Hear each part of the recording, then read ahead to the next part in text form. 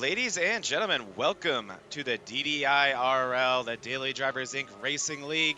We are here at the Pocono Speedway, one of the most tricky tracks that you're ever going to find in the United States. And man, it is only race 2, and these drivers are already being challenged. My name is Zach Panzarella, and I got my tag team partner here with me, Dalton Geyer. How you doing today, Dalton? I'm doing great, Zach. Raceway, Pocono Raceway. My bad. Already, it took what, Uh, 5 seconds for a mistake? Yeah, or at least I think.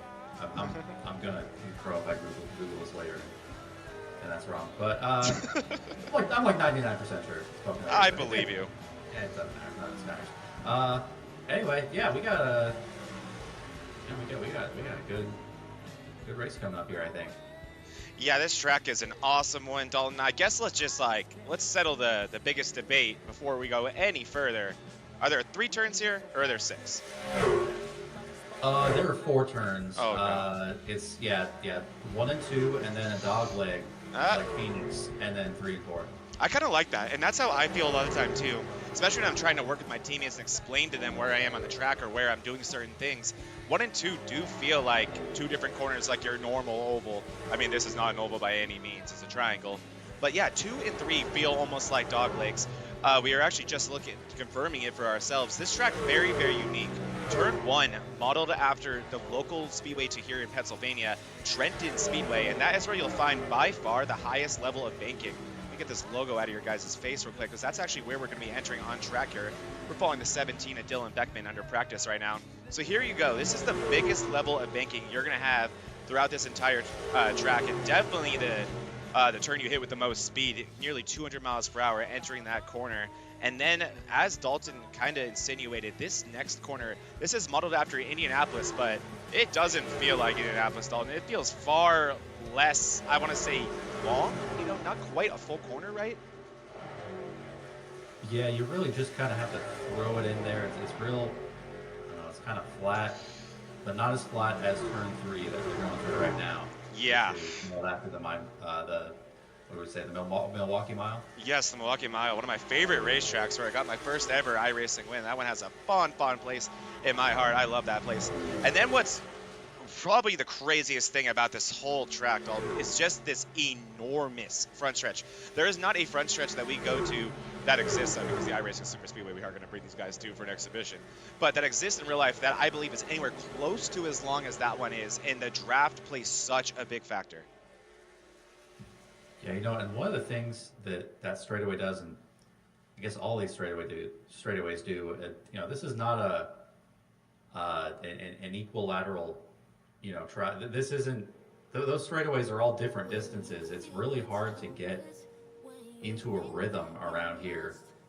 You're on the straightaway for a good, I don't know, what would you say, probably a good 15 seconds down the front stretch, and then you got to get ready for turn 1, and then it's another kind of long drive to turn. It's all just anticipation, and it's really hard to be consistent around here. Yeah, I couldn't agree more. And here we are taking a look at the conditions the drivers were dealing with today. Whoever set up these sessions woke up and chose violence consistently, because it's a similar condition to what we had at Daytona, but it's going to be far more important here today, Dalton. Only 77 degrees out, so the fans and the sold-out Pennsylvania crowd consistently, there they are right there. Pennsylvania always selling out this racetrack, and that's why NASCAR always makes sure to come here. So they'll be enjoying some beautiful 77-degree weather. However, the track itself, 106 degrees Fahrenheit. That is hot. Yeah, it'll be slick on the racing surface, but yeah, these fans, they're gonna enjoy a nice cool breeze blowing in through the Poconos. Yeah, air temp only, what's 77? It's gonna go up to 78 maybe for a little bit. The clouds are gonna roll in. Some beautiful weather for racing today. Yeah, it absolutely is. It's a great day to be here at Pocono, and I love these type of conditions. The fans get a great time, but also it's challenging for the drivers. You don't want it to be too cool here, especially here at Pocono, Dalton. It can get messy quick. But let's talk a little bit about what happened last week. We kicked off the first ever DDIRL season last week, and Cody Matthews was able to take home the win at the VRN 200 in Daytona. Cody Matthews with a brilliant performance at Daytona. He took the stage, he took the most laps led, and that was a crown jewel, Dalton. So Cody Matthews has a demanding lead to start off this season after a near perfect Daytona race. And you know, it's crazy, and well done to him. He certainly dominated a place that you don't normally see people really dominate at. So it's really, you know, more of a more up to chance, but yeah, he certainly rose to the occasion. But you know, we're only one race into this thing, and yeah, we're gonna see now that we're at a non-plate track.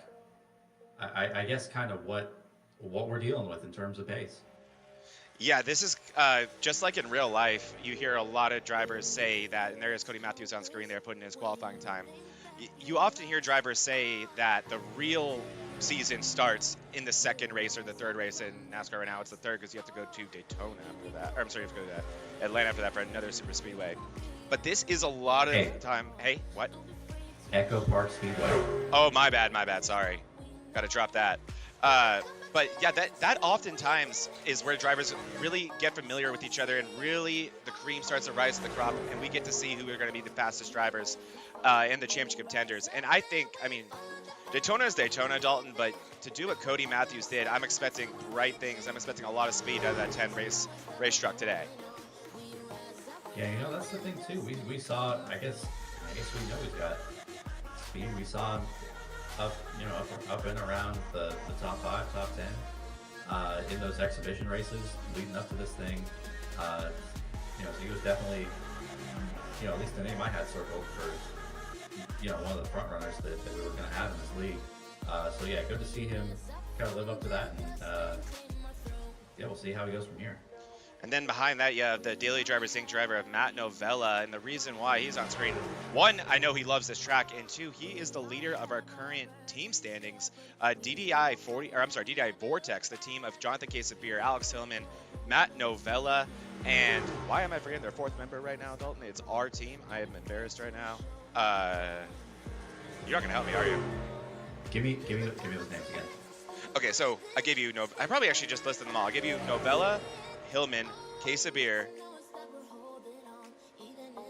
Schmidt, Dylan Schmidt. Oh yeah, my gosh, I apologize, Schmitty.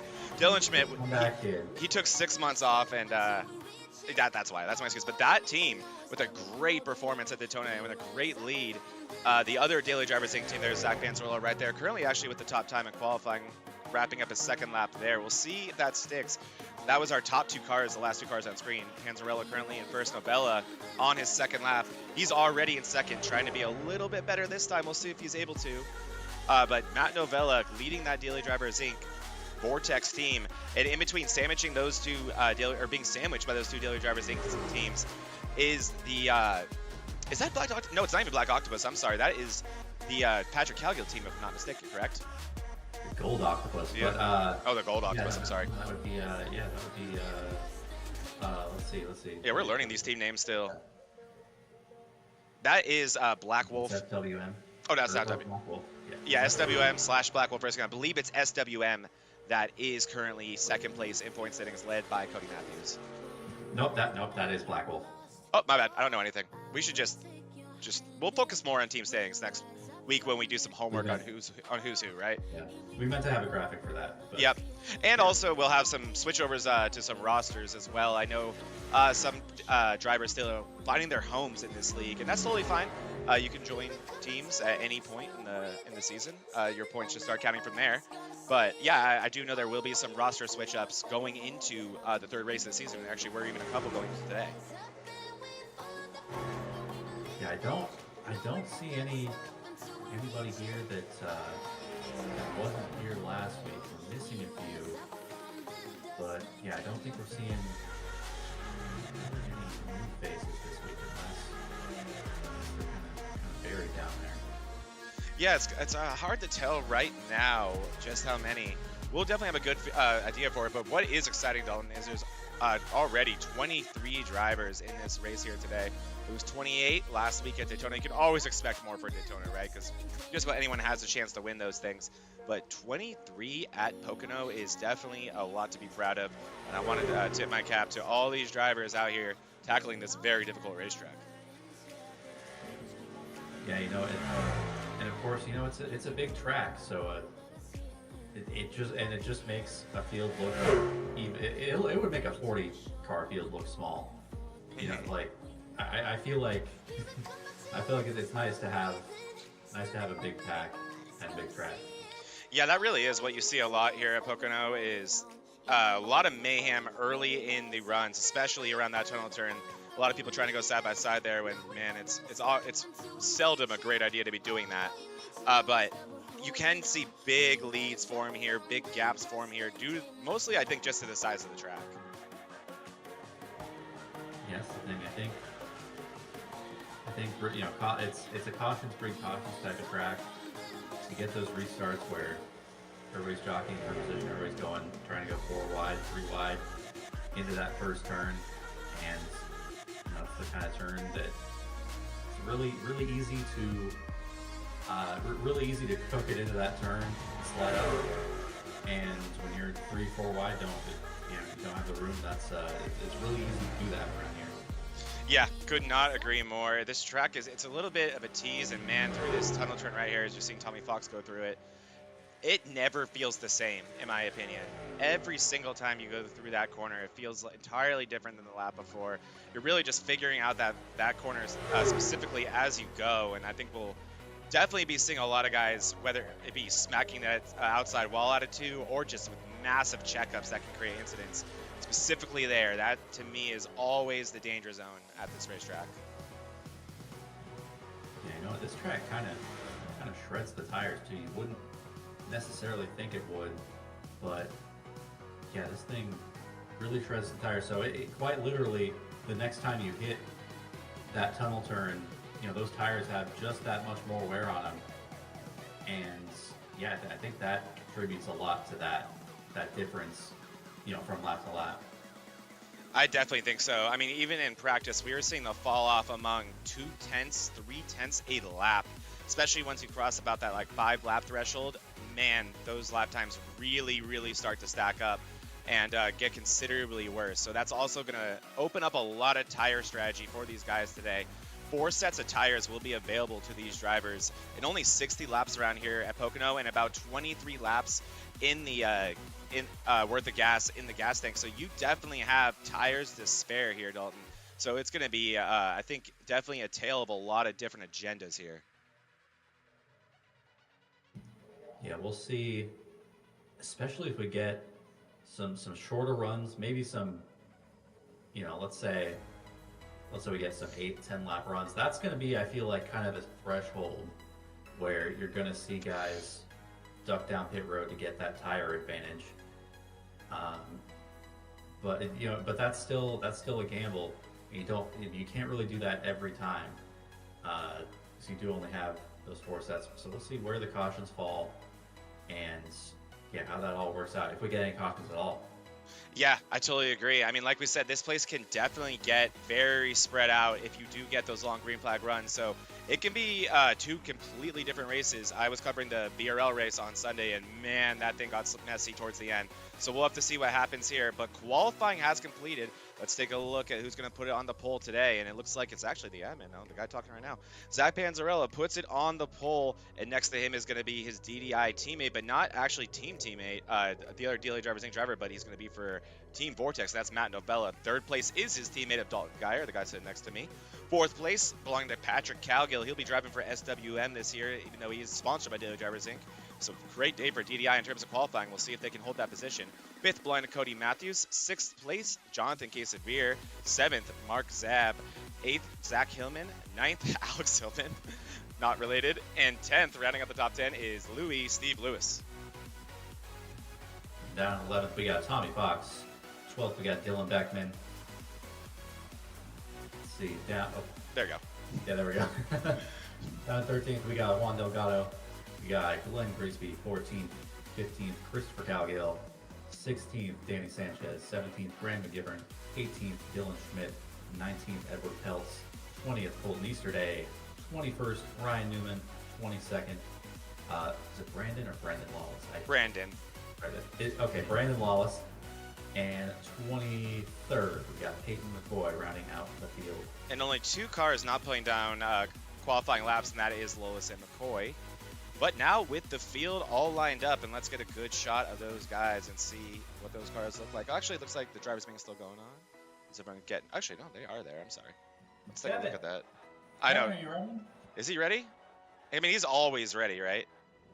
Yeah, the cars are getting ready, and yep, he's ready. And now, race fans, for the most famous words in motorsports, the star of Universal Pictures movie, I now pronounce you Chuck and Larry, Kevin James. I just got 3 things to say. God bless our troops, God bless America, and gentlemen, start your engine!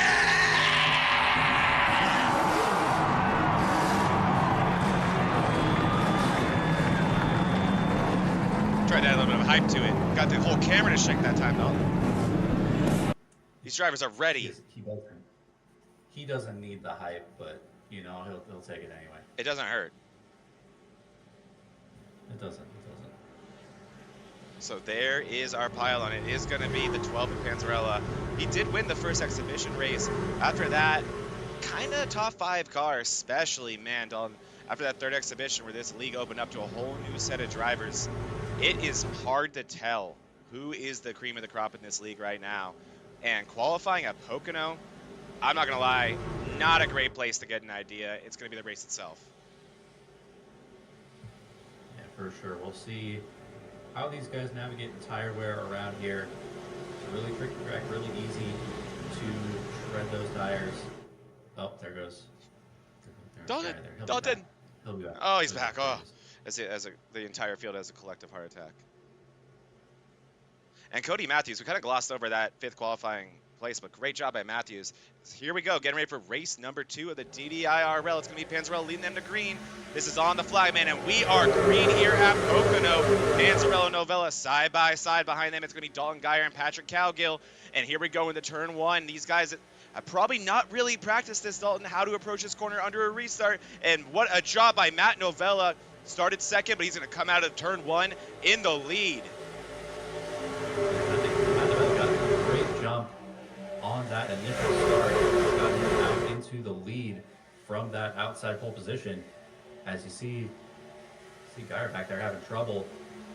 That 36 didn't fire out very well, and looks like now under attack from pretty much this whole field. Yeah, that is something I think we're going to see a lot of. This really is a momentum track here. It can take so little to cost you several positions here at Pocono, and you're seeing that happen to the 36 right now. Cody Matthews looking to his outside, trying to take 5th place away from him, and that was our 3rd place starting car. So yeah, all the way down to 6th there for Geyer. And yeah, a few cars losing positions right away. Panzarella loses the lead. You see Cowgill right there fighting on the inside, and look at the impact of the draft. Cowgill just nothing that 31 can do. Yeah, that draft, especially on that front straightaway, that outside lane, if you get that train going, you really get freight train if you get stuck down on the bottom and you're looking inside going for a pass. See all those cars exiting out of turn 1/2, whatever we want to call it, Dalton. And man, I think as this run goes on, those guys are going to get tighter and looser at the same time. That's one thing about Pocono. And here we go into the tunnel turn.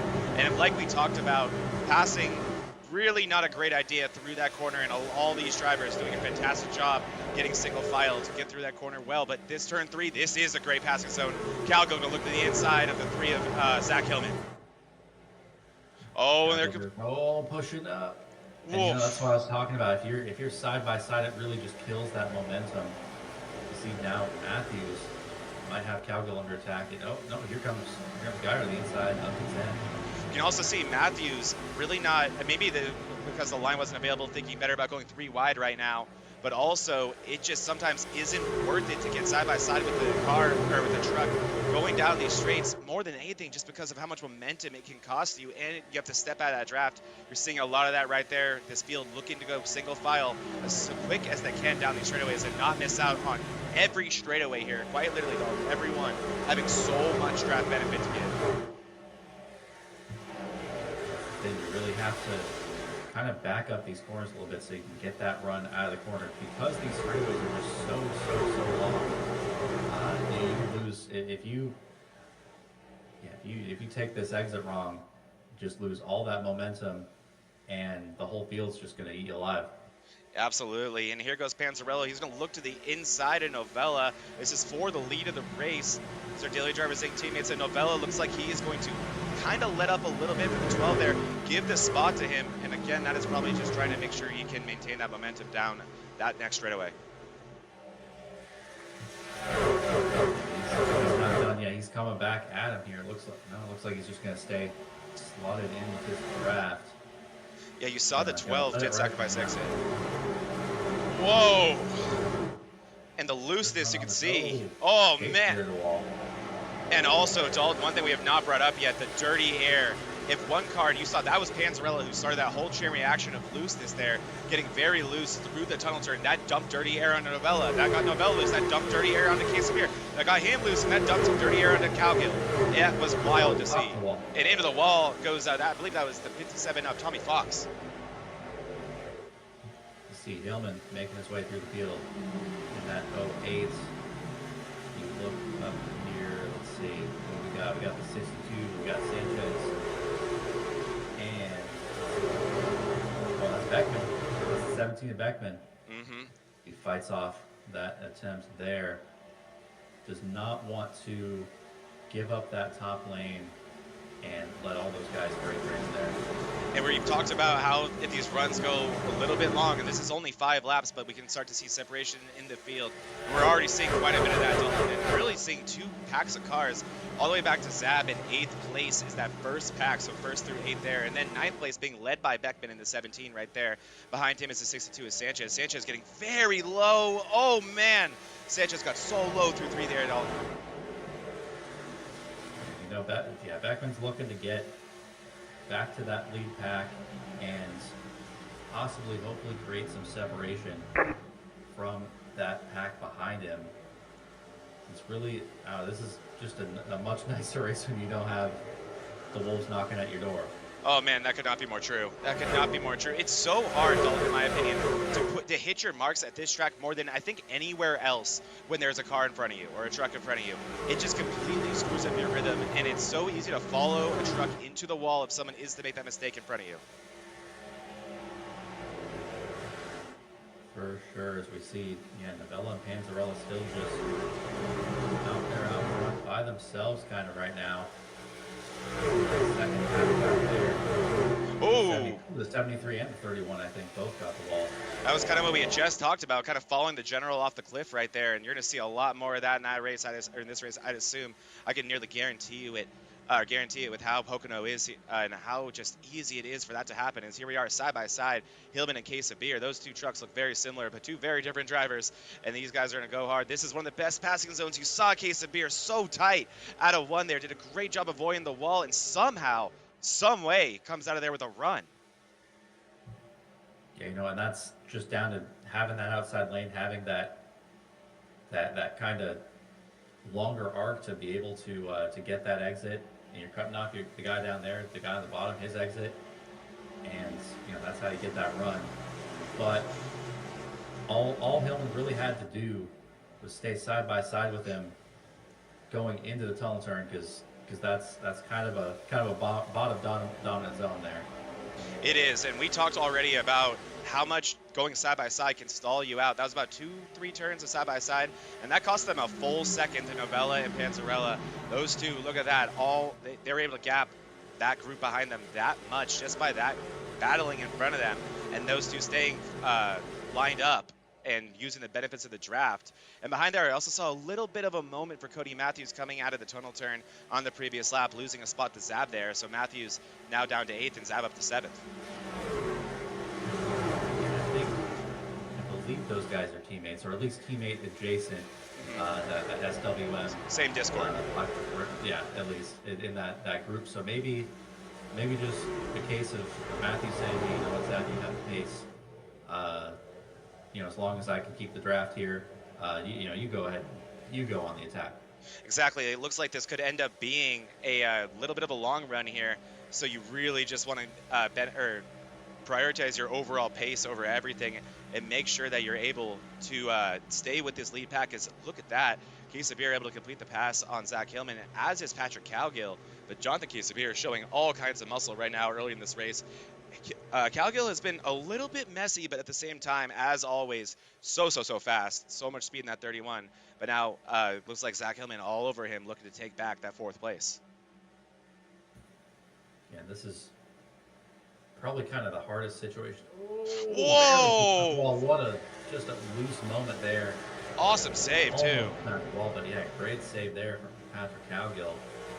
And yeah, this is kind of the most dreaded position to be in, or that is there, following a car into turn 2 and into turn 1, 2 that we're coming up on. But yeah, following car, because you don't know where that car in front of you is going to break. Everybody's got kind of different breaking points around here. So I always say it's better to be safe than sorry, and check up a little bit earlier than you. Wow! Think. Look how close this. Oh, loose goes the 3. These guys are battling hard, and I mean this is for an important position. Oh no! There, a little bit. Oh! Oh wow! Big hits there. That will likely bring out our first caution. And another early accident for Patrick Cowgill and Zach Hillman, actually. Both of those guys. So much speed in those race cars, but early wrecks costing them significant track position and car health early. Yeah, Zach Hillman, he only made it, I think 4 laps at Daytona before getting collected in that first wreck. This one may turn out to be a little bit more Hillman at his fault, but I don't know. I saw a little bit of netcode there. I did too. I also saw a very loose Hillman trying to gather it up. I mean, one thing for sure is nothing malicious here. Let's go. Actually, I think it's about to happen. Yeah, it is. So Hillman coming up for the side draft, which I mean is a necessary evil. Oh, that's not netcode. A little bit of contact. Yeah. And yeah, Hillman, we heard him key up. He said, I was trying to straighten you out, and I actually believe him. Sometimes you do that, you're like, oh, let me get to his side. I'll take the side damage. Let me straighten you out. Trying his best to honestly fall on his sword for Cowgill, but the damage was done. A massive hit for Cowgill. Likely a fast repair for the 31. Probably the 3 as well. We'll have to see about that if he wants to try to fix that damage. No, that's the thing, though. This is a really long pace lap. This is good. It's a good 2 minutes around here under pacing, just about. Mm-hmm. And following the Captain Crunch field. I love that car. Yeah, I love that car too. It is awesome. But yeah, plenty of time to fix damage as long as you're under that kind of 2 minutes of option. It's a funny thing, isn't it, Dalton? Because if you're one of the lead cars, or really just any car that doesn't have damage, it is an eternity under caution here at Pocono. But if you're a car with damage, you're like, oh, this is perfect. And it honestly even somehow feels short for them. But yeah, it really is a track that you can avoid using that fast repair for longer than others, because you do have really over a minute per caution to get that damage fixed. Which these cars can be, or these trucks I should say, can be tanks at times. So oftentimes that's enough. I'll be interested to see. What did I say? One of those kind of short runs to a caution. We're 11 laps in. It was probably a good 9 laps of racing. It'll be interesting to see what the decision is on pit road as far as the tires go here. Yeah, I'm curious too. I mean, we talked a lot about it going into this race, that this is going to be, or the tires were kind of at an abundance for the drivers today, right? So the time if we had stayed green would have been around lap 20 to 24. This is only lap 11, but man, this could cost you significant track position if you don't pit here and everyone else does very, very quickly. I mean, we saw it in practice, Dalton. We're seeing it with these lap times. You're already losing about a second compared to fresh tires. So this is a big decision for a lot of these drivers. Yeah, like we said too, you don't know when these cautions are going to come. If ever going to get a chance to recoup on that if you do save the tires for later. And it looks like these drivers got the memo. The majority, if not all, I think it's all the field. Maybe, yeah, Lolis actually dealing with some mechanical issues early in this race, had to bring him back to the garage. They have that 83 truck back out there, but it cost him 8 laps, so he's going to use this opportunity to get one back. That's a smart move by the 83. Also very unfortunate. I was excited to see what he could do today after such a great race at Daytona. But everyone on the lead lap, I should say, taking 4 tires here. Yeah, I think you have to. This early in the race, I think Wow. you got it. Case of beer. Sorry to cut you off. Continue. Speeding. Yeah, no speeding there for Case of beer too. Somehow. He's gonna get that outside lane. Case of beer, the only Daily Drivers Inc. driver not repping Daily Drivers Inc. colors, so you can't blame it on the sponsorship. No, he I don't know how he did that. That was just a really good pit stop. Also of note there, Dalton, so Calgill clearly using that fast repair, and the reason I know why, well, I can tell you 2 things. Calgill did, and Zach Hillman didn't. Zach Hillman has been in the pits for 1:25 already, and like we talked about, Dalton, there he goes now. So much time available to you to get that truck fixed, and he's going to take it right there. So Hillman not using his fast repair, but I can tell you for sure Calgill did, because he is only in 13th place. He did not lose very significant track position, even with that wreck, and that 31 looks as pretty as ever. Yeah, the only drawback to that is he's really going to have to take care of that thing now. Yes, he is. Can't afford any of those, we can't fix the damage scenarios. Didn't say it right. You're done for the day. If he comes across any more of those, that's it. It looks like Chris Calgill coming back down pit road. Wonder what that's about. Yeah, Calgill, or the other Calgills, that's interesting. Huh. But yeah, I totally agree with you there, Dalton. That really just changes your mentality, your approach, and I'm sure there's a devil and an angel on a Calgill's shoulder right now, because as nice as it is to maintain a good amount of track position, even with an incident that significant. Oh boy, 13th. Talk about being in the middle of the hornet's nest. No, I think this is just one of those times where you gotta just trust in your own speed. He knows he has the speed around here. And he just has to trust in his own ability to navigate through. Maybe this will get back to where he was. Yeah, I mean, he knows that speed's in 31, just like you said, so that definitely is the most important thing. So making up the front row in this restart will be Panzarella and Case of Beer. Case of Beer not flagged for speeding there, and with a brilliant blast off out of his pit box to get that second place from Matt Novella. So behind them will be Matt Novella and Dalton Geyer, a DDI lockdown, and the top 4 right there. But then you got Zab and Beckman, followed by Alex Hillman, who's been making steady progress through the field in this race. Cody Matthews has been consistent there in 8th. Danny Sanchez will be in 9th, and Tommy Fox will be rounding out our top 10. Lights are off the pace car. These guys are side by side. They're getting ready to go green. Yes, sir. As they head into turn 3 here. Interesting to see.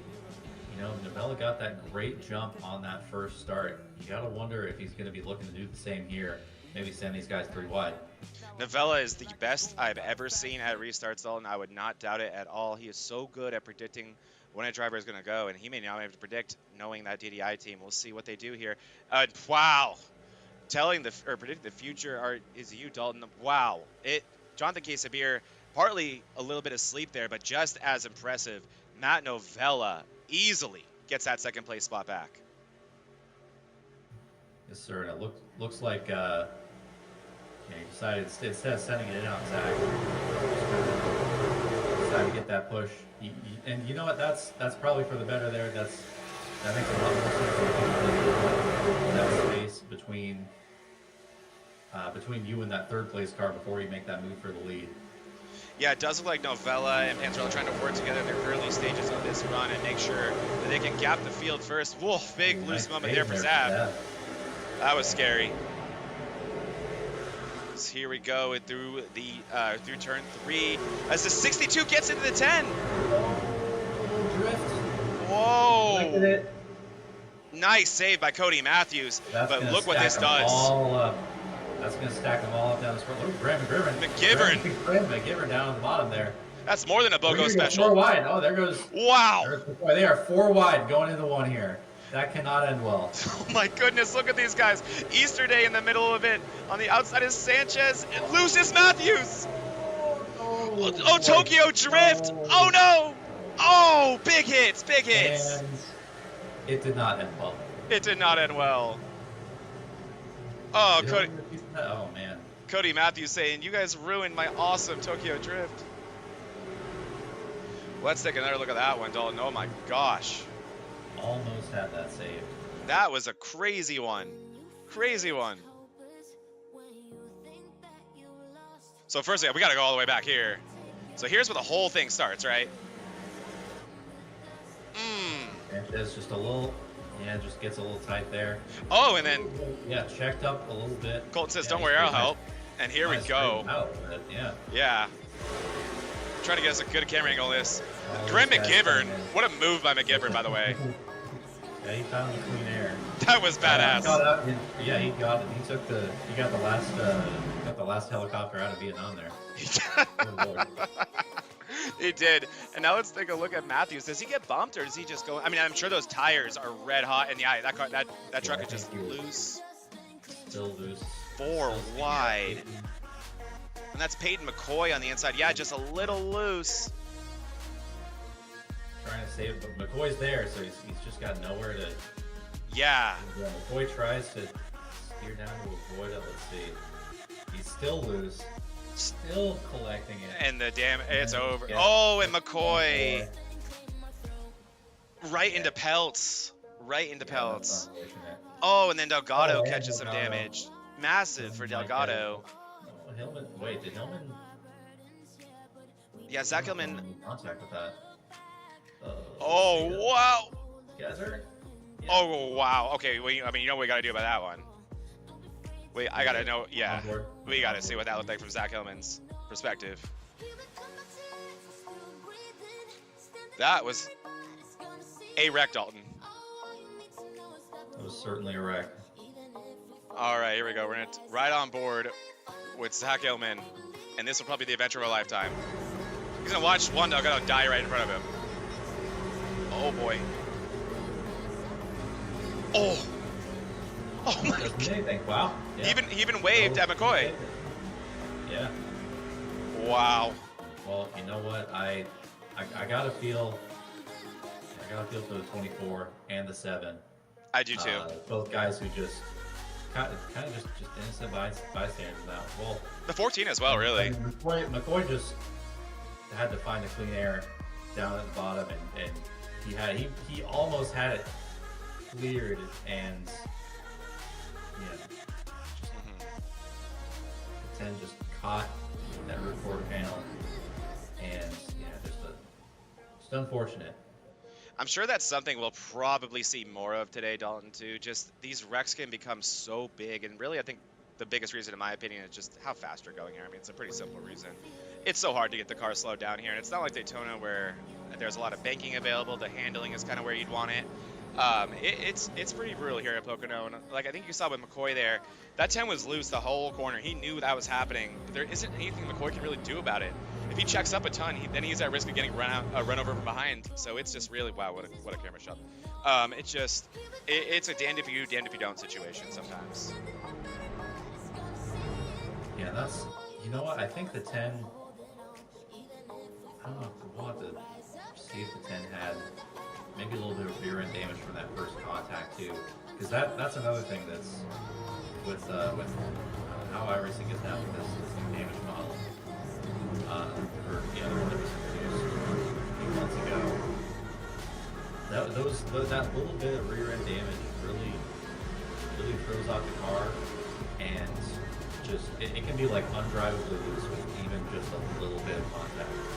I totally So agree. Oh wow. that could be part of it. He could have had the tires still very, very hot from that slide out of 3, and yeah, once again, just nowhere to go. It was kind of damned if he does, damned if he doesn't for the 10, because it was either slide down like that or overcorrect and wipe out the same group of guys. It was just nothing to really do on that. I totally agree. You see that group led by Delgado to get, I'm assuming, maybe some fuel, maybe some damage checks. Delgado, I think, definitely had some damage. So that was either a fast repair there or a quick fix, because Delgado was not in that for long, so that may not be too bad for him. Same goes for the 88 of Lewis. Zach Hillman, I'm assuming, probably fixing more damage from that earlier incident. He was making sure he didn't go a lap down there. Looks like Peyton McCoy got some damage repairs done as well, and it looks like Peltz is 2. So that one collecting a handful of cars. Fortunate that everybody was able to make their way back around. Nobody had terminal damage from that didn't allow them to get back to the pit lane. Everybody was able to make it back and get the repairs in order.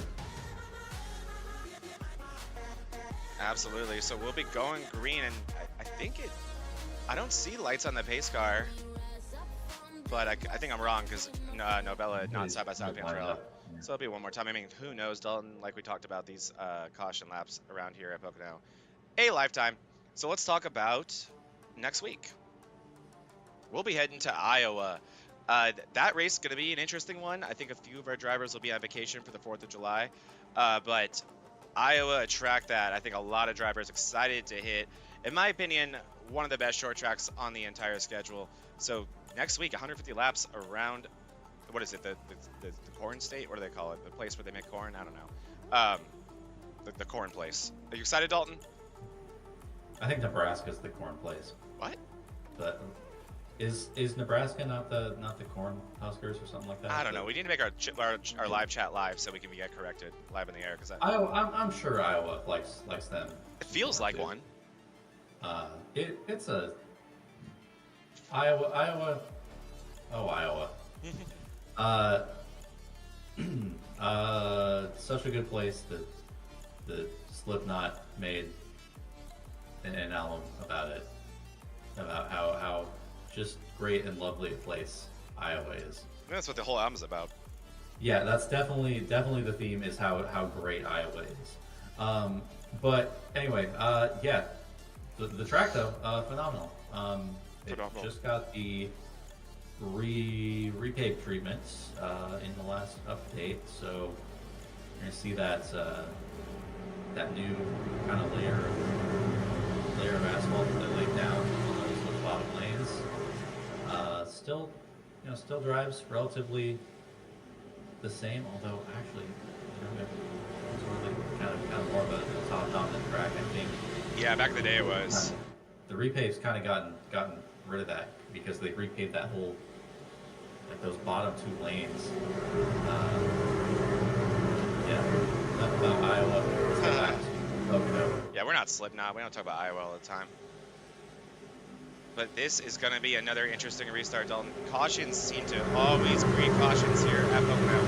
And keep your eye on Novella now. He has that inside lane this time. What can he do with it? Or, I'm sorry, that outside lane. He doesn't have anyone in front of him. Panzarella going to get up pretty well. Novella, as always, though, not giving up any positions, and that's going to be case of beer this time on the inside in 3rd place. Behind him is Dalton Geyer. Alex Hillman continuing to work through the field. He's all the way up in the top 5 now. Panzarella's going to lead them through turn 1. Oh! Well, something happened. Oh, they're 3 wide. Oh, I heard a noise, and Lewis is around. Let's see what. And we are under caution. Yep, we are under caution. So we'll take a look at this one from Lewis real quick. Right into turn 1, it appears. What happened here? 15 on the inside of him. Ryan Newman. Not clear. Yep, coming down. I think just didn't. Maybe just forgot he was there. Yeah, I mean, easy to have happen here at this track. And like we've talked about too, everyone really with different braking zones, different approaches, I think, in how they do every corner here. So it definitely is something that I think you see happen at Pocono more than most other tracks, I'd say. Yeah, for sure. I think that might have just been a case of it looked like maybe the 03 was, he had that run on the 03 and thought he was going to be clear, just wasn't anywhere near clear, just ended up, clearing himself off the 15's nose there. Yeah, could not agree more with that what's the word I'm looking for? That assessment. That was the word I was looking for. Assessment. Oh, jeez. But yeah, it's definitely looked like one of those racing deal wrecks. Just came down and only one guy in it, so definitely didn't get as messy as some of the other ones we've seen here today. But with another back-to-back caution, I guess now's a better time than ever. We'll take a quick break, and we will be right back.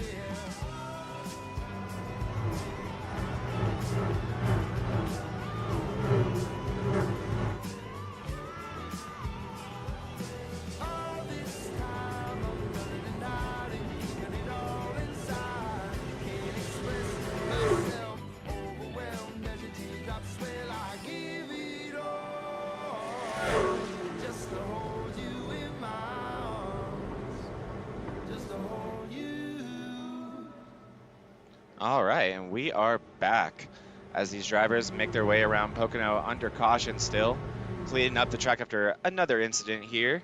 And not too much mixing up with the running order there, Dalton. Not too many opportunities for it. The only thing that I'm seeing is that Hillman actually did complete a pass on Zap, so it's an all DDI top 5 now. Yeah, that's interesting to see. It looks like kind of just a mix and match of the Vortex and the 44 ever guys up there right now. I think Panzarella and Guy are the 44 ever contingent, and yep, we got 3 guys from the team that's leading the point standings, that DDI Vortex team. Yeah, DDI Vortex doing what they have to do to maintain that points lead for the teams. And yeah, I will say, Dalton, as a member of Team DDI, not a track that we had circled on our calendars. So really cool to see that from DDI so far. But Pocono's kind of like that. I mean, I think one thing that we've seen here today, too, besides the restarts where it's 4 wide at times, not very easy to pass here. No, definitely not. Or at least not. It's very hard to pass alone by yourself, especially when the guy in front of you has the tow from somebody else. It's really hard to complete that pass when you don't have that run out of the corner to count on. Yeah, it's so true, and oftentimes you just really got to evaluate if the pass itself, the attempt I should say, is worth it or not. One driver I want to spotlight real quick too is Colton Easterday. He got to this race seconds before practice ended, which meant he got none of it. Did not qualify as well as I think we're used to seeing Easterday qualify, probably due to the lack of practice. But he has been learning, and he has worked his way up to the top 10. Yeah, sometimes you just got to learn by doing. And, I've been there before, shown up thinking, yeah, I can just wing it. And, sometimes sometimes you can get away with it, and he's getting away with it here. Sometimes it's some of my best races, and sometimes I learn very quickly that I should have practiced. But also, we don't know the struggle underneath the surface. We don't know if he could have put in 500 laps in a test session and just waited. So true. That we don't know that. So it's a good point. That's a good point. And it's the type of stuff you see happen at road courses a lot in Pocono, a track where I think you wouldn't want to show your hand if you had a little something. So I don't doubt that at all. Actually, it's gonna be Panzarella leading them to the green flag here. It's going to be Matt Novella on his outside. Behind Panzarella will be Case of Beer, and then Geyer behind Novella. Zach Panzarella takes up very early in the restart zone. Catches Novella, somewhat Novella again with a good restart. He's going to slot in, or Zach's going to slot in, I should say, in front of Novella, give himself that good entry angle for turn 1. Behind them, we got a bunch of side-by-side action. Yes, sir. Looks like, see Patrick Cowgill making his way back up here after that earlier incident. He's already back just outside the top 5. Geyer has to slot in behind Case of Beer there. It looks like, McGivern got checked up on exit there. He's falling back. See Easterday peeking to the inside back there. Tommy Fox cuts it off, gives him a big wash of dirty air. Whoa, big loose moment there for Sanchez. Great recovery. Now he's back on the attack here into turn 3. There's McGivern right there. McGivern picking up spots when they're available to him. Got some matching wheels for this race. No longer wearing that or repping that lime green. And man, this thing about this track, Dalton, the further back in the field you are, it seems like the crazier the race it gets. Juan Delgado right there dealing with a huge situation on the exit of that turn 3. But a lot of single file action here. Leading this race still, Zach Panzarella with a little bit of a gap on Matt Novella. Case of Beer still showing that muscle in 3rd place, just waiting for these guys to get side by side, waiting for his moment to strike. And that, I think, Case of Beer, if you give this guy a chance to lead, if you give him clean air, watch out. Yes, sir, absolutely. I think, looking at the action, I think further back, they're still going at it back there. So Ryan Newman, looked like it's Chris Cowgill.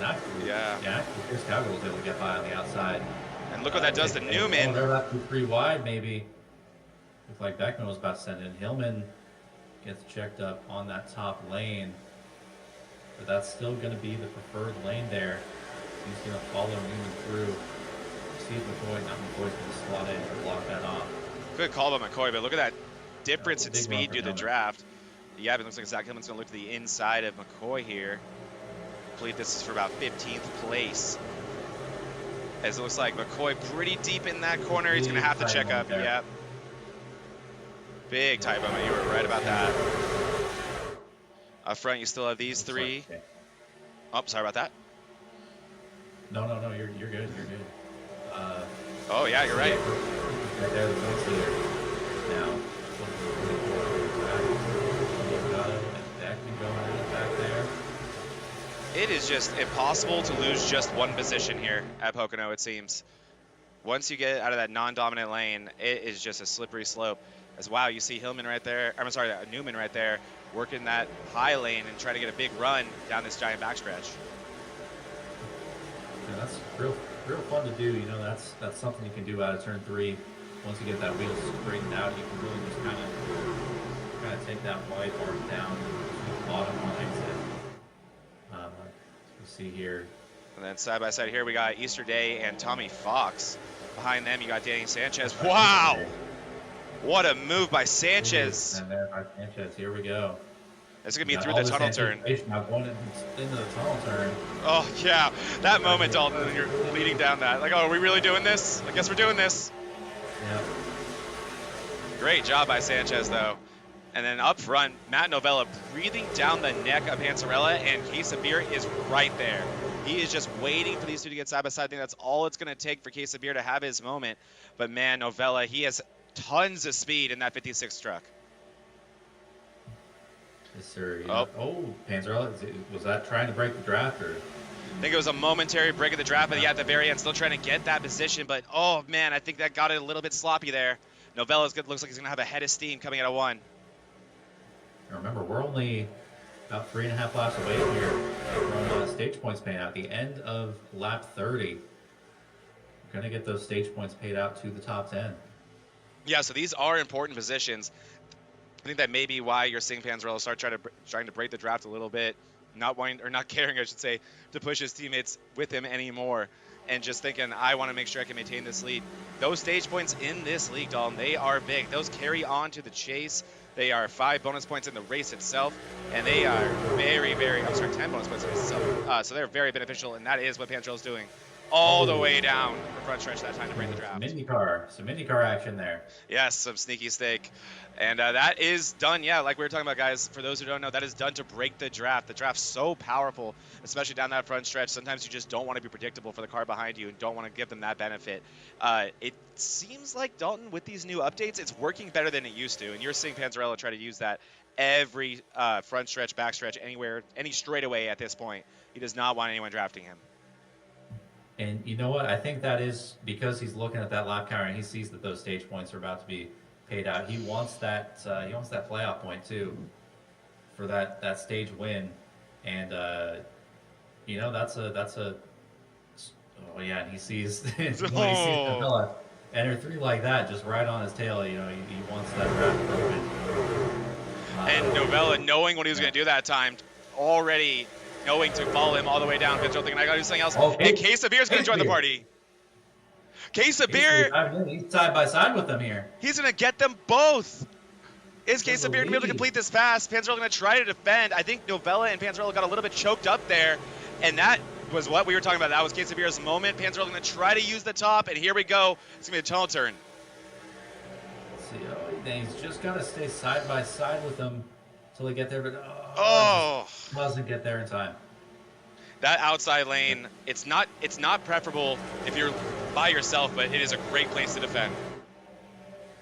Yes, sir. But that was a tight squeeze too by Quesabeer to squeeze in front of Novella and in behind on the rear end of Panzarella there. So here we go. We're taking the quote-unquote White flag. white flag for the stage, even though there's not going to be a stage caution. The white, green, and white. As Panzarella one more time, Quesabeer knowing Zach just doing everything he can to try to be unpredictable with the draft. Thinking one more time around, one more clean lap. And that's brought the 08 to Alex Dillon back up into this top 5. And that just does go to show what battling would do for you. All these guys compromising their entries, compromising their exits, compromising their lines down the straightaways, just trying to keep other trucks behind them. And that, you can see what that does for the 08 to Hillman. I mean, obviously Hillman putting in very, very fast laps himself. But wow, it costs you time to race here. And that also, I think, is why you're seeing a little bit of separation in this pack right now. I saw Quesabeer catch the apron just a little bit there into the tunnel turn. I've seen a couple of guys do that today. There's ice down there. Yeah, you can, I mean, it's definitely, I think it's still definitely send it down there, but yeah, it really upsets the car if you hit it wrong. And yep, as we predicted, Panzarella no longer interested in snaking down the front stretch. He's going to take the stage win. Second place, Quesabeer. Third, Novella, Geyer, Hillman, Patrick Calgill, Zab, Fox, Easterday, and Danny Sanchez will collect the last stage point in this race, as now we enter the second half at this race here at Pocono. Now's where the fun begins. Yeah, now is where the bets are off. You can see, yeah, Panzarella, I think also it's a good time to try that out, right? See, can I use this later in the race? Is it worth using, or am I just going to lose time? Back in the day, that would often cost him time. Novella on the inside with his teammate there. Whoa! Second. That's gonna bring the 36 back to him, and the 08 possibly. A lot of good battling here, and this is between teammates. They're trying to do some give and take, but this much life on the tires, it can be few and far between. Oh man, just a dance between the 36 and the 08 back there, taking different lines there out of the corner. So it looks like, oh, they're side by side, 36 and 56 there. And Dalton, this has got to be the oldest tires these guys have had in this race. About 20 laps on these tires, probably about 15 under green. But nonetheless, these guys dealing with different feelings that they have not experienced so far in this race. You're seeing that right there. Tommy Fox looking at the inside of Zab. Zab's going to block off that move. But up front, it looks like Dalton Geyer is going to look to the inside of Quesabeer. This is going to be for second place. Yes, sir. That's perfect. Move there into the tunnel turn. Whoa, loose goes 56. Novella, he wants to get by as well. Novella is going to look on the inside of turn 3 here. Very deep by Novella. They are tight. Oh, this may not end well. Oh! Wait. Oh! And around goes Novella into Quesabeer. The teammates collide. Oh, scary, scary times back here. Novella does a great job straightening it out, being predictable. But Novella and Quesabeer come together. I don't even know if we need that replay, Dalton. We saw what happened there. Yes, we did. And you know what? I've been wrong once today, but that did look like a little bit of netcode as well. Now I have to check. Let's see. Like just the slightest bit. So weird about turn 3 too. So often you don't realize how tight you are through this corner until it's too late. Here we are. Case of beer putting the squeeze on.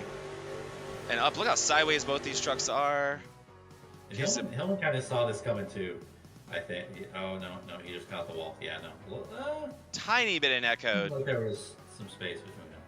But yeah, then Hillman gets out of there. Yeah, he saw that coming. He did. He read that one like a book. Novella, though, not too bad.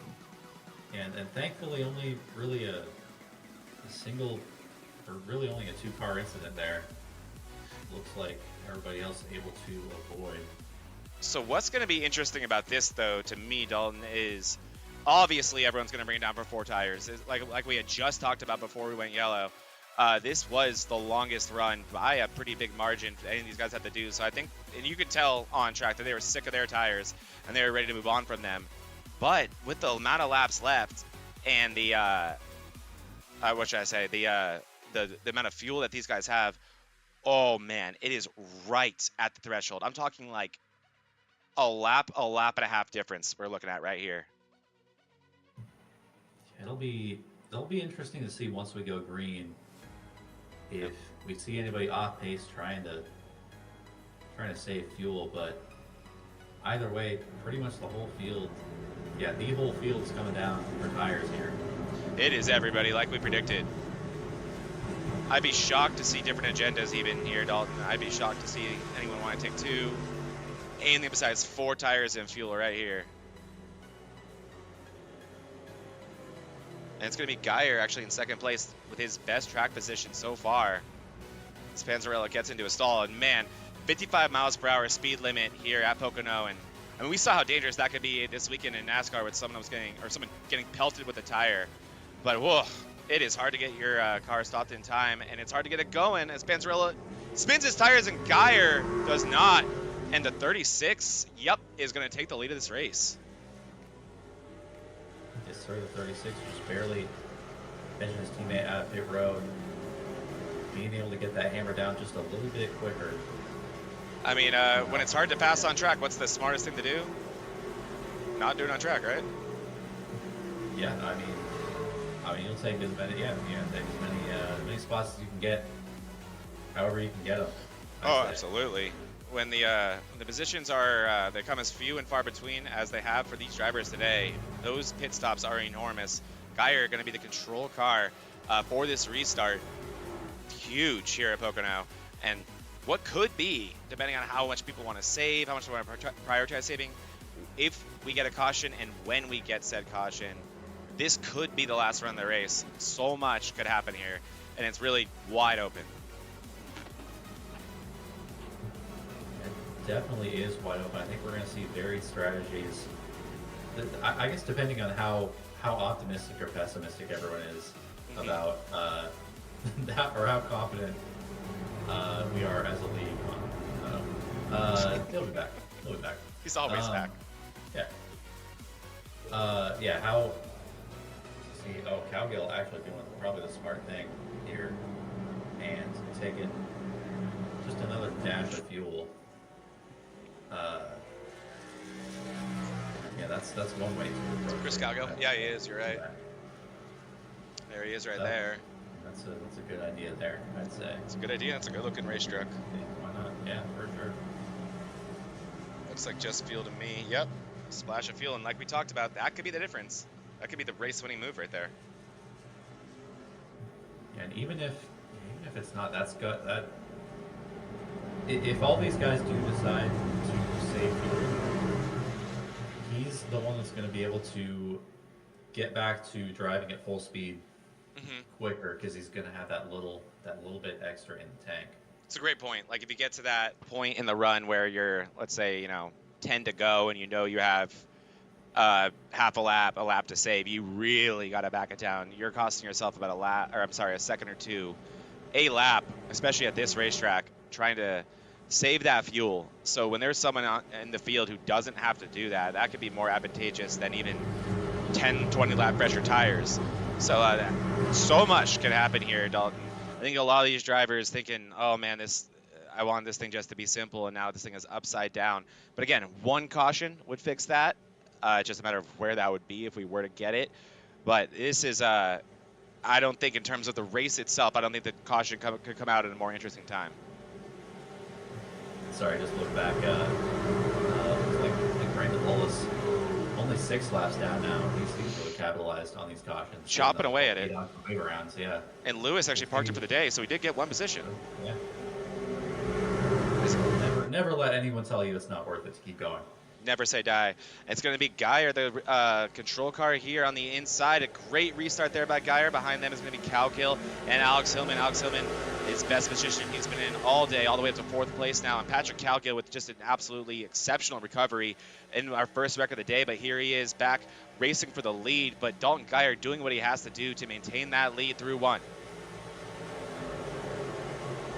Further back, Calgill putting the pressure on Zab there. Is he going to try to go 3-1? No, thinks better of it. Stays tucked in with that 11. But Hillman out on the outside. Oh! Whoa! Little Zab. We're good. Easterday into Zab. Wow, what a save by Zab. That was incredible. Oh, we're going to be... Oh, Hillman actually took advantage of that and was able to cut down underneath the 11 there. Oh, look at this. Panzarella actually going to look to the inside of Geyer up front, not complete the pass, and we may see the effects of the draft here because Calgill chose his horse that he's going to ride down this front stretch, and it's going to be Dalton Geyer, and he's going to use that draft, and now he's going to be side by side with Panzarella, and we've talked about how well you can defend that position on the outside through 1. Yeah, 36 sweeps out, just a little bit in the air, and just the side wow, by side. It's not over for Zab back there either. Everywhere you look right now, you got action. It looks like Panzarella's going to lose that position, so now we can focus over here to Mark Zabek leading the inside of Easterday. Last time these two went through side by side, we saw what happened. Well, okay, giving each other a lot more room that time. They didn't want that to happen again. Man, watching Zab drive with so much class, I could not feel worse about what I did to him last week. No. I mean, at least that was Daytona. This is Pocono at Zab, though. That was a lot of big moments there. He did a great job keeping the car straight. And, man, it just seems like wherever the action is, Zach Hillman's right behind it. Almost got collected in that one as well.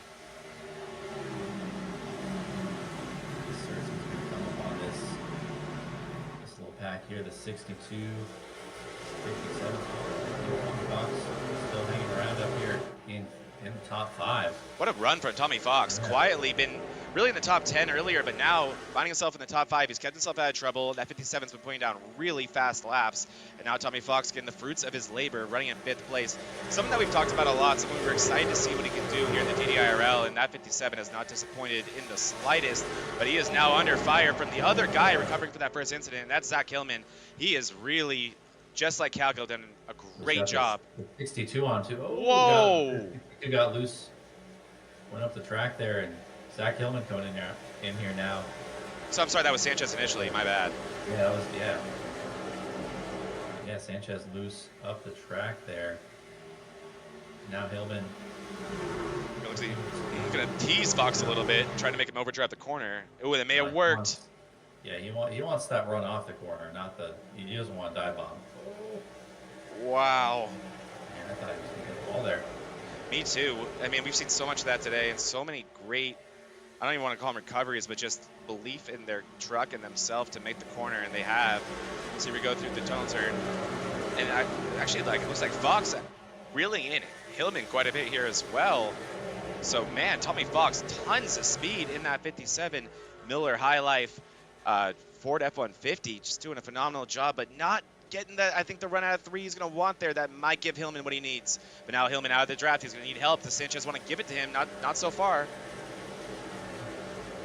And that's the danger of going for this down the front stretches. Oh, here comes Panzarella.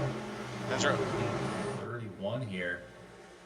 Looking to the inside is the 12 trying to make that pass on Calgill. Calgill had a brilliant restart, was able to pretty easily capture second place from the 12, and now Panzarella is able to take that back. They're going to go through the tunnel turn here. Panzarella going to think better of it, going to slot in behind Calgill and just see if he can form a run elsewhere. But three-car breakaway up there. You have this almost a one-car breakaway, Dalton, as Geyer taking advantage of these two getting a little bit dicey here. And Geyer's already opened up a more than half a second lead. So this is great news for that 36. Everyone with fuel in the back of their mind. So if you can get a gap that you need and get that that leeway to be able to let off early, use the clutch, that is huge. For sure, as we see. It's not over between these guys, yeah. Yeah, the 62 not done. 62 sending it in. Looks like Panzarella going to look again to the inside of Calgill. Can't do it that time. Yeah. We'll look behind there. Tommy Fox and Sanchez look to be side by side. Tommy Fox going to get the better run out of one there. And this field starting to become a little bit more calm down, a little bit more single file.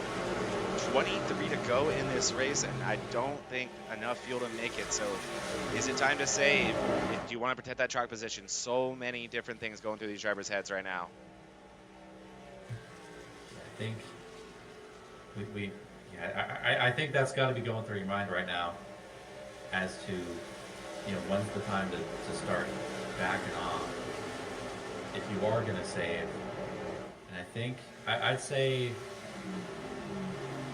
give it maybe 5 or 10 more laps if you're going to come in and just take the fuel.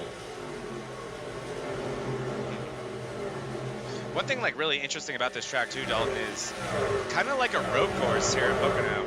You'll see people do, like when there are stage cautions in NASCAR, you'll see them do that kind of trick where you pit early and you take back your, take back the lead or that or track position after the stage. These drivers can comfortably know, especially if they're only taking fuel, they can do that and not go a lap down. So if that caution was to come out and other drivers were to choose to pit, they would get that track position back. So a lot of options available to these drivers here as Easter Day looking, wow, look at that, Easter Day, Fox and Sanchez mixing it up.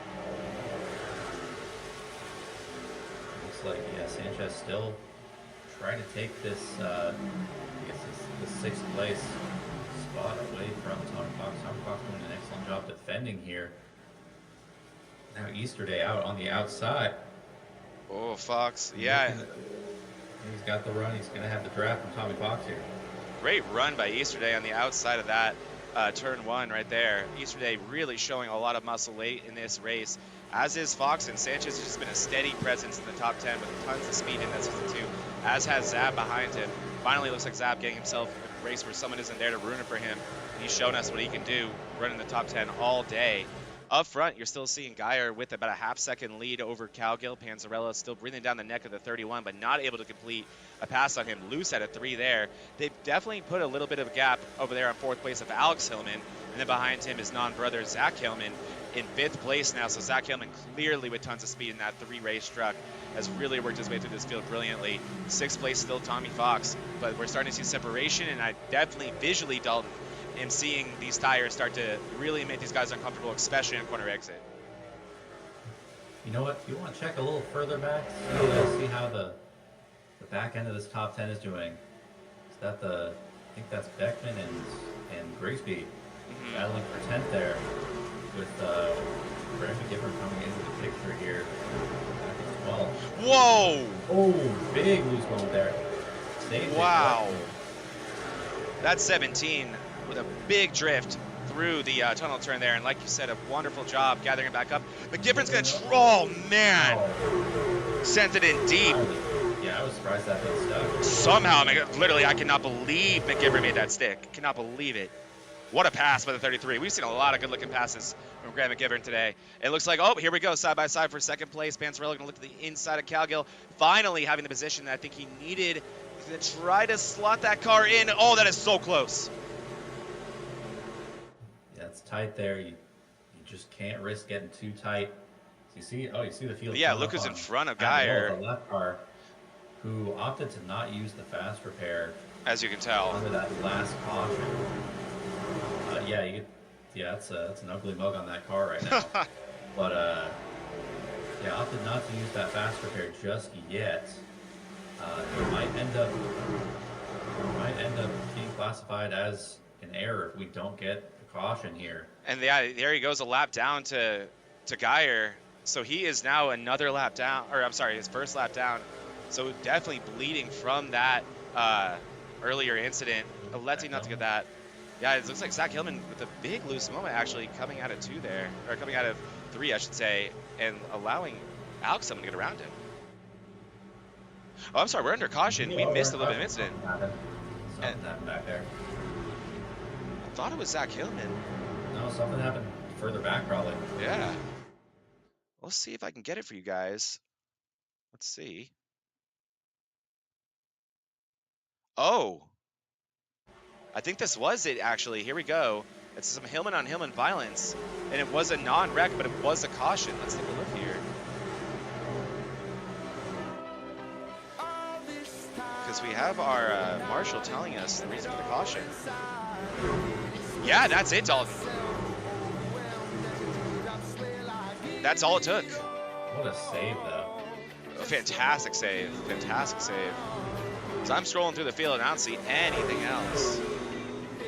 I think Schmidt could have been involved in something as well. Let's take a look at the 92. Oh! Oh! I'm a detective. I'm a detective. Wow. What are the odds of this? Congratulations. What was the actual caution? So Schmidt gets that. Could have been either one, honestly. The 03 clearly not happy with the 92 there. A little bit of extracurricular activity. You don't love to see that, but I can understand the frustration. But yeah, synchronized wrecks in completely different parts of the track. What are the odds of that, Dalton? Not very high, I don't think. No. All right, so let's talk pits. These guys, most of these guys, I should say, should have one more set of tires. And if you want to bring it down, fuel is no longer a conversation. It is, I think it's still a conversation if you don't pit here, Dalton. So I think you still need a splash. I'd agree with you. So my expectations here is for everyone to come down, besides the Porsche Mandabella. But what I would look out for here is some 2 tires.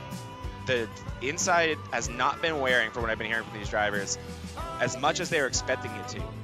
So if you're going to do it, Dalton, if you're going to roll the dice, now would be the time. Does anyone have, as my other tag team partner, Mean G Money, Miss You would say, the testicular fortitude to take 2 tires in this moment in the race, Dalton?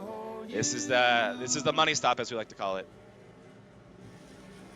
Yeah, and I think too, I think these guys, probably most all of them, have 2 sets of tires left.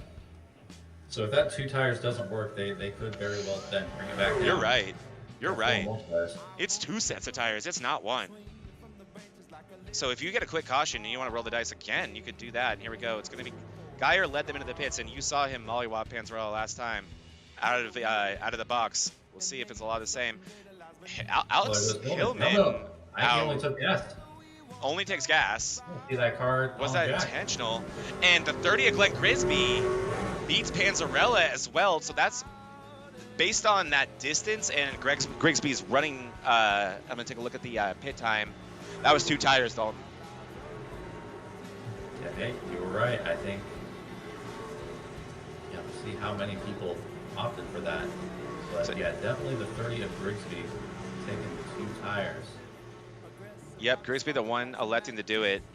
So that will be interesting to see. Alex Hillman with 0. We'll see how intentional that was.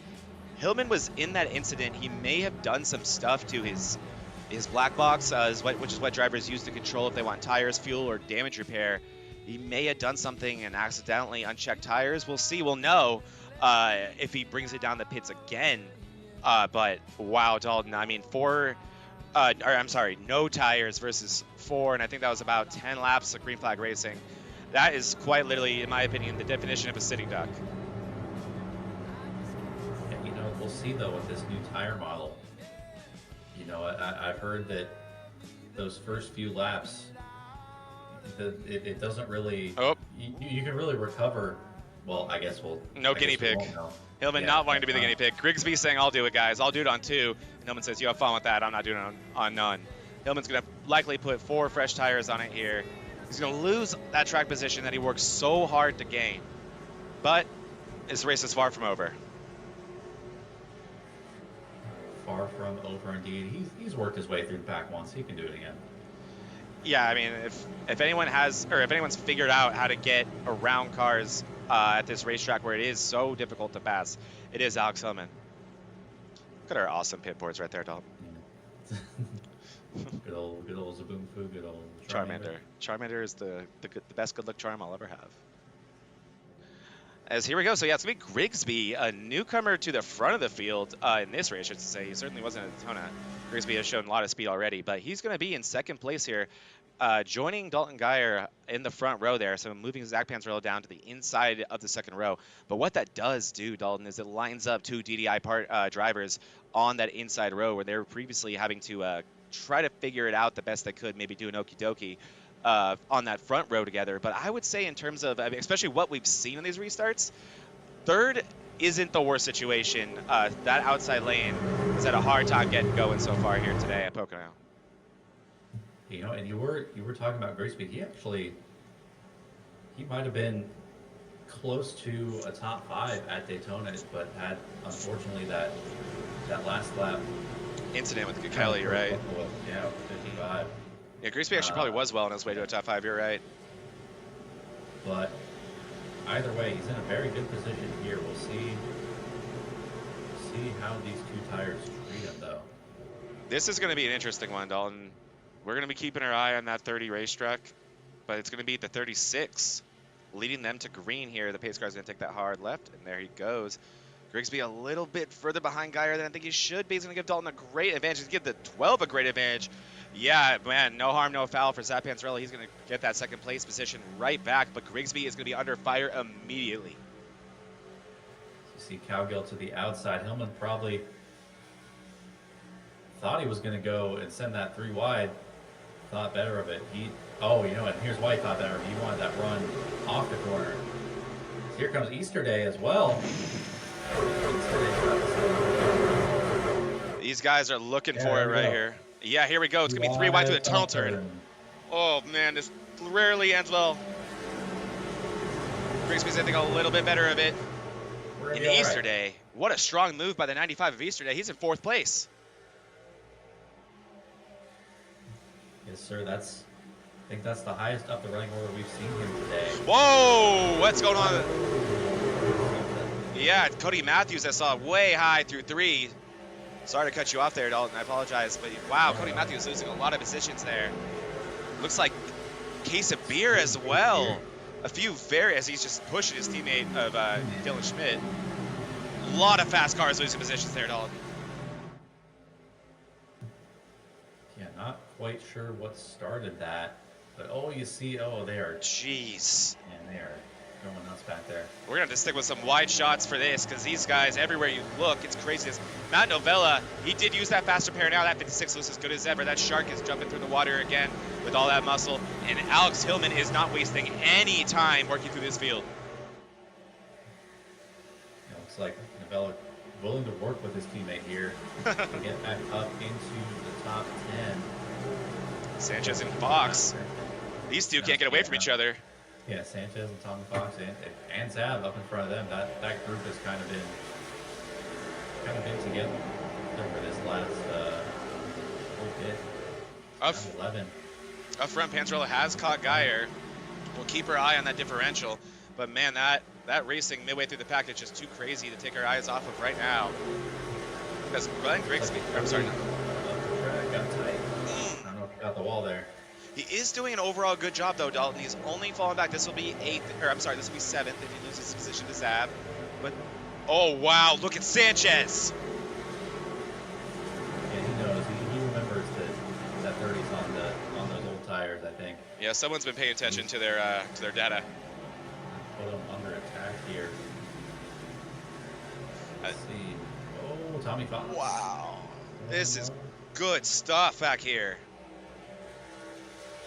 And then behind them, you have Hillman and Novella waiting for any opportunity to try to take advantage of these guys. Glenn Grigsby clearly has this track figured out. When you're on those 2 tires, Dalton, I think if I'm him, the move is back these corners up, protect your exits, and that's how the 62 knows how he can take advantage of it. You got to send it in deep if you have the tire advantage, and that's what Sanchez does. We'll see what this runoff is like for the 62. So here we go, I think. You can't really tell. My depth perception's a little off. Right. Oh, looks like Grigsby made his way around. Yeah, Hillman Novella side by side through the tunnel turn.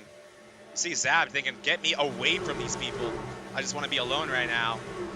Geyer still with a 0.17 second lead over Panzarella. There they are exiting 3. Keeping them honest right behind them. Man, Patrick Calgill, can't say enough good things about that driver, can I, Dalton? That guy is just, he never says die, and you can never count him out. Calgill, he is staying with those 2 DDI drivers. I think also not really allowing them to race each other. I think those 2 DDI drivers knowing, man, if we get side by side, it won't take long for that 31 to be right here with us. Yeah, I think that's exactly kind of what they're thinking is, and you know, these are long straightaways. If you kill both your momentum going into one of those straightaways, that it's just makes it so easy for that third car to just suck up. We saw it earlier with Quesadilla. We did. When Novella and Panzarella were battling. We saw how quick it happens. We saw how little it takes. It wasn't even a big moment for Novella and Panzarella, and it was all it took for Quesadilla to get a half a second and then some. As Novella completes the pass on Grigsby. Grigsby continuing to fall through the order with those 2 tires, but I mean, I don't think it's a net loss yet, and still looking strong. So we'll see where the Grigsby ends up. If this thing is to stay green, still leading this race, beautiful shot right there, is the 36 of Dalton Geyer. Panzarella still about a 10th behind him.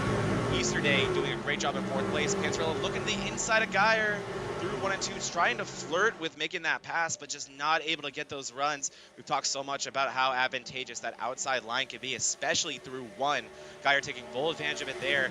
Panzarella looking at his teammate, really trying to make him nervous, trying to see what he can do about it. But again, Calgill, he's not really losing time, is he? So, little bit. Wow, that will help. That will make him lose time. And you know that's what the 95 of Easterday wants to see. As Hillman and Easterday kind of balanced out right now, we're starting to see this balance out a tiny bit everywhere besides the lead. But the pay window is very much open, Dalton. This will be 9 to go this time across. Yeah, you know, I don't think the question is if for that 12. I think it's when. When do I make that move? But at the same time, you don't know when that yellow's going to go. Oh, yeah. Trying to giving them that room from the bottom, though, knowing that he's going to have that exit. And you just see it. I think a lot of other tracks, when you come to the inside of something like that on the exit, you're thinking, let me try to side draft him and see what I can do to bring him back. But here at Pocono, you're just desperate. Let me get back in that draft. I don't want to spend a second out of it than I have to. So it really does make your opportunities to make passes a little bit more difficult. Like we said, I think 1 and 3 would be the opportunities. Panzarella's going to try to dive it low here through 3. We'll see if this one's able to make it, or be the 1. Let's see, is this going to stick? Oh, no, just barely. In, just barely. But also that allows Geyer to immediately slot in behind his teammate, and look at that relative. That's a second back to Calgill. So in terms of track position, no harm, no foul, and I see 3 wide behind them. Oh my goodness. Tommy Fox has not had a second to breathe. We need to make this guy wear hardware. Oh my gosh. Right in front of Pelt. Whoa. What a move there. And it's Grigsby up top there. It is. Trying to hold on to that top 10. I'm assuming that's why Fox wanted that inside, likely thinking he's not going to be able to have the driving speed that I'm going to. I want the lane to myself. And I think what we're seeing Grigsby here, those 2 tires, a little bit of a trap jam or behind that 30, and that can oftentimes result in impatience. Yeah, for sure. I think at this point you're... Oh, and we got side by side for 3rd here, actually. Look at Easterday looking to the inside of Calgill now. Calgill has fallen off significantly in these past couple laps, Dalton.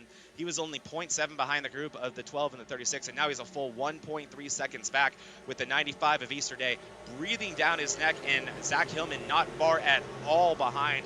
You're wondering if there's any bad blood between that earlier wreck with Hillman and Calgill. You did hear Hillman immediately apologize. Hillman never, or has not proven to be an ill-intent driver, and that was a very racing deal looking wreck. But you know what it's like. You know what it's like to be a race car driver, Dalton. Don't I know it? Don't I know it? In all the worst ways. Let's see. That 95 is looking scary. Yeah, he's really, just showing that nose, just saying, hey, I'm here trying to force the 31 into a mistake here. And it really is kind of like a road course in that way, in my opinion, at Pocono. Oftentimes what you're doing is you're poking in that nose. I think you might see with Hillman here, he may not make this move. We'll see if he does. Oh, he's going to. Hillman going to look to the inside of Easter. This is no fake, and they are. Door to door. Oh, but you can barely fit a piece of paper between the 95 and the 3 right there. They're pretty much just the 98 at this point. Man, that was close. Not able to complete the pass is Hillman.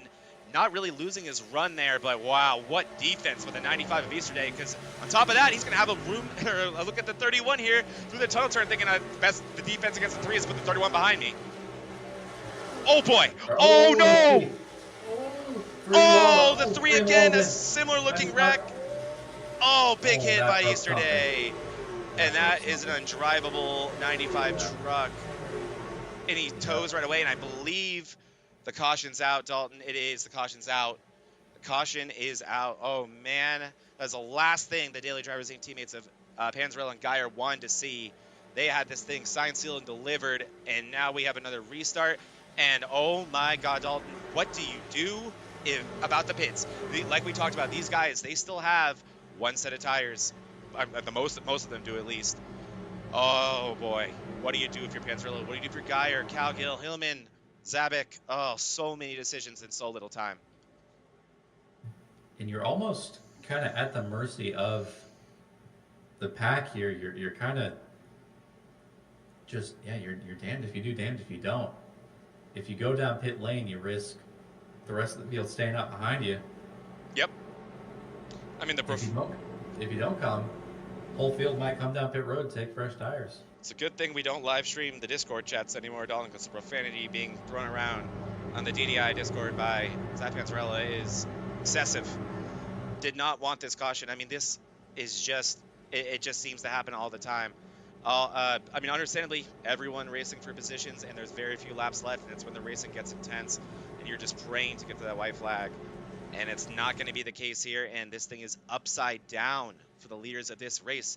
It's like, I could not agree more with what you just said, Dalton. It's like, damned if you do, damned if you don't. You take those tires, and if everyone sees the leader take tires and says, screw that, I'm not doing that, let's put him in 18th. That could happen.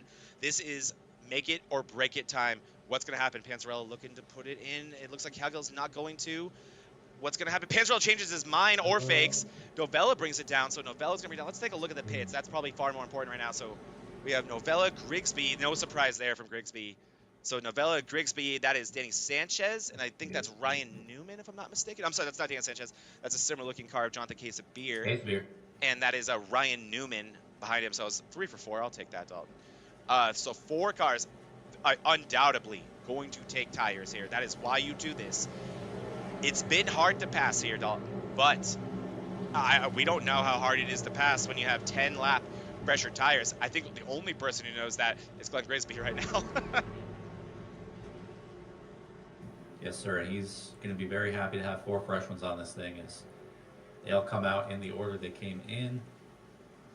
So that opens up a few things that warrant discussion, Dalton. So first off, this league has 3 overtime finishes available to it. I believe this is going to be one of them. So if we do not get to the white flag, we will stack it back up and we will reset it and we will do it again. And if we do that again and we don't get the white flag again, we'll do the same exact thing and that'll be the last one. If we don't get the white flag that time, the race will be over. But what that means to me, Dalton, and what I'll be looking at, Matt Novella, he will be the first car on fresh tires, and we know how fast that 56 has been today. He'll be starting in 16th place. Let's just say hypothetically if we were to get that second caution. If Novella can get to, let's just say 8th. That is a big problem for everybody who did not come down and take tires. Yeah, especially because this is a very, very long track. And so if that caution comes in, say, turn 3, when he's had just a bunch of time to mow through this field, maybe we get another caution after that in the same place, he's in contention to win this thing. 100%, Dalton. And I think that's one of the things you think about if you're a Matt Novella, Jonathan Quesabir, Glenn Grisby. Again, he took those 2 tires. He did a great job, and he wasn't the reason for the caution, so hats off to him. But he was the obvious one. I think regardless of anything, he would have been taking those 4. And Ryan Newman. Ryan Newman has been running, I think, around 15th, 16th in the majority of this race. This is a great opportunity for Ryan Newman to capture some positions. I think Newman, the most excited about this, the one carrying the least. He almost destroys Quesabir. Yeah, check there. I don't know. Yeah, that was not his fault. Not his fault. I should clarify. But yeah, big check up there. I mean, the pace speed's so weird here at Pocono, and oftentimes not realizing how fast you're going. But Newman, yeah, I think he has a great opportunity to get better drive position than he's been running today. Someone like Novella or Quesabir, though, those 2 cars have been, even Grigsby, who just got a taste of what the front's like, and really, I think, with those 2 tires and able to maintain as well as he did, probably thinking, oh, wow, all I needed was fresh air. All I needed was track position. I can do this. But those three trucks, they're thinking trophy right now. They're not thinking better position than I had before. Better position than Matt Novella had before is first place. I think the other thing that's going to be tough to navigate is if this restart gets chaotic, if these guys go wide in front of you on the older tires, you know, the fresh tires. Where do you go? Legitimately, what do you do? Look at that camera, Dalton. Love that door. The sights of Pennsylvania. That's the inside the safety barrier. That's just NASCAR technology right there. I thought it was like a white. Oh, that's the gate. But anyway. Sorry. But yeah, I think the answer to that question, what do you do? 4 wide or 5 wide. Why not? Yeah. We'll keep this thing on the live shot because I'm assuming Geyer and Panzarella definitely with an agenda here, but I don't think that's where the action's going to be. We'll see, though. We will see. Here we go, Dalton. Maybe the last restart of the race. This is, to confirm for all of you, the first overtime restart. It's Panzarella blasting off to take the lead in the beginning of this race, and here we go. Dalton Geyer is going to be on the outside. Patrick Cal going to be looking to his inside behind that. You can see right there on the top of your screen, that's Matt Novella. Here we go, going into turn 1. It's going to be 2 to go right now. Some big sends through the field on these old tires. Wow, look at that 56 right down middle. Wow. Oh my goodness, Cody Matthews. Giving them plenty of room down there. Up front, Calgill side by side with Hillman, that is. Zach Hillman and Calgill side by side. Panzarella and Dalton Geyer for us. Single file. We'll see what happens here. The taunter and those 2 keep it together behind there. Just complete mayhem. Oh, that's Ryan Newman. Oh no, Newman around. Off the big hit. I don't see it. I don't see a yellow. I think we're close enough. I think they're waving the white flag. We're gonna stay green. It is 1 to go here at Pocono. Panzarella with the lead. We'll see if this is enough. Where is Novella? I don't think he's close enough so far. Dalton Hillman also doing a great job, but it's Panzarella leading the field right now. You just saw Novella back there. Oh my goodness, here we go. Peltz and Chris Calgill. Oh! Little door action there. Sends the 7 up the track. Here comes Schmidt. Oh no! Something's going on back there. Schmidt's loose. Oh, Schmidt's into Cody Matthews, the points leader. Matthews survives. Schmidt dies. Barely gets away, or Delgado barely gets by through a taunter and still Panzarella in front of Dalton Geyer. Behind them, it's Hillman. It is just absolute mayhem. Oh my gosh, look at Zabik looking to the inside. Sanchez. The 56. The 62. Oh my goodness. The last time we're going to go through turn 3 here. It's pretty simple up front. It's going to be for the first time this year. Zach Panzarella is going to get the win. His teammate, Dalton Geyer, second, and behind them, Zach Hillman, third. Danny Sanchez is going to bring. Oh my God. We're just going to we're going back and we're just going to look at that right now. What just happened? There were more things happening. There were a lot of things happening. We're just going to. I'm kind of at a loss for words right now. As here we go. Oh, Sanchez clips the apron a tiny bit. Zabik Wow, Zabit gets loose as all hell out of 2, able to regroup. In front of them, it's going to be, these are mostly teammates too, which is funny. And then Cowgill, not with the restart he wanted, and Hillman is, and Novella is there. Savage, 57 into the wall. This photo finish. Wow. Wow. Insanity, Dalton. Insanity. What a finish. And Zach Panzarella going to get the win here at Pocono. Man, what a race that one was.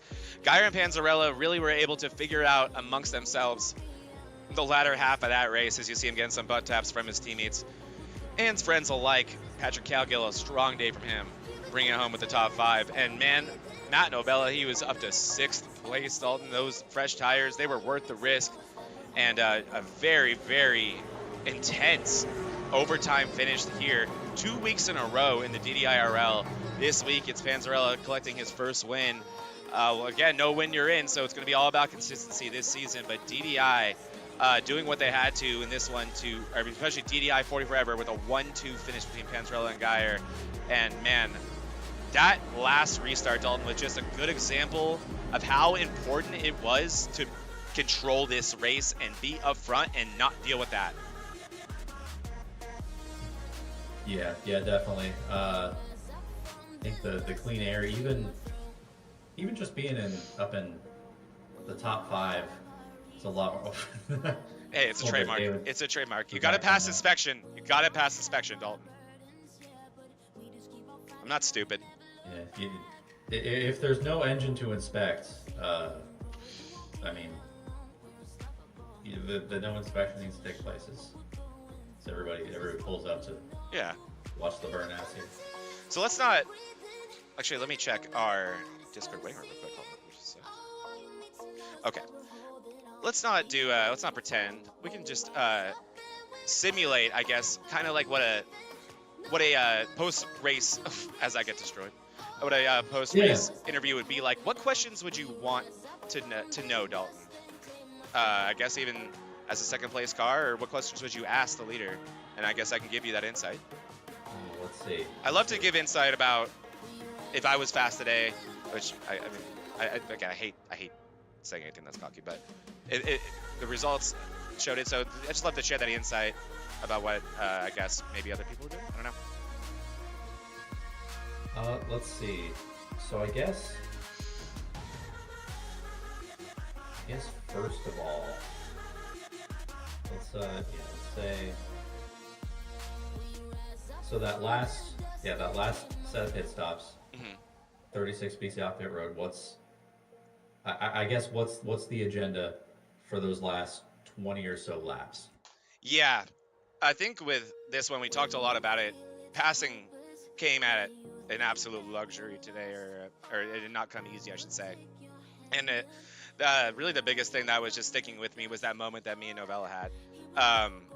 When I missed it on the production because in the car it felt a little bit more intense than that, but looking from the outside it was nothing, and it takes so little to completely give up both cars' momentum and lose control of the race for both of you. So for me it was being patient, but above all, control. I really prioritized control today and gapping people, taking advantage of that draft, using it to your advantage instead of letting it be a detriment to you, right? Because especially when you're in first and second, it oftentimes can be. So trying to get the most I could with that draft and use that to get the gap I needed to feel like I could race you or race the 36. I'm sorry, and obviously you want to keep it clean, but you never know. Especially like the longer you wait, the tighter you're gonna get, the looser you're gonna get, the worse the tires are gonna feel, and the higher the probability for contact gets. So really just trying to make sure that you have that time. But I mean, the biggest thing I think about Pocono is also, and I'm sure you felt this way a lot of times throughout the race, it's just not to panic, right? It's so easy to get greedy and to follow someone through their line, or to think like, I'm gonna get him in the tunnel turn because he didn't hit the tunnel turn that well last time, and try to send it through there, and then you end up paying for it, right? So that was a big priority to me as well, was just not to overdrive it, to not let anything I've learned a lot. You and me, Dalton, we've called a lot of races over in BRL, and I've learned a lot from David Medina, one of the best drivers I've ever had the privilege of calling, and I truly think one of the best on the planet. And the biggest thing I've learned from him that I always gush about him, he doesn't let anyone control the way he approaches the track. He doesn't even control his pace, and I've been trying to apply that to my racing. You know, they always say race the track, don't race the Especially here. other drivers. Yeah. Oh yeah, no, especially here. And it's really easy to fall into that trap too. Because you can be 3-4 wide at any point. A lot of racing, you know. Yeah, it totally is. But I guess from that point then, take me through those last 2 laps. That last shootout. Kind of what was going through your head. So the biggest thing is just to get your anger out. So just, victimize my entire team and scream at them, and just say horrible things. So once that was out of my system, I was able to focus on the racing itself. I just wanted to get to the white flag. That's all I wanted to do, was get to the white flag. I will say we didn't have a good view on it. We talked a little bit about it. It seemed to me like the majority of the field, and I think this is also why you saw the guys in the fresh tires able to get so much going into one there on that initial restart. I think a lot of people forgot that we weren't on fresh tires. So I backed up one really, really hard. And I looked at my rearview mirror, and I remember seeing so many cars go to my inside, get right on my rear bumper, and I'm thinking that's such a good thing for me. Because I know no one's going to have drive off, and I'm going to just drive away in the sunset into the tunnel turn, which is really obviously where you don't want to be side-by-side with anybody. So that was my main priority. Do not be side-by-side in the tunnel turn, where I think I'm the weakest, or I think everyone thinks I'm the weakest, if we're being honest. If that's your strongest turn, then you're probably really fast here.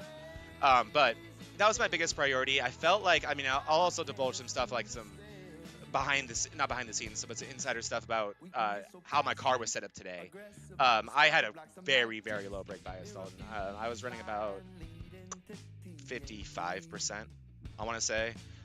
So I was using the brakes to turn the car a lot, and I think I was probably the only one in the field braking every lap in the tunnel turn. My only priority today was drive off. That's all I cared about.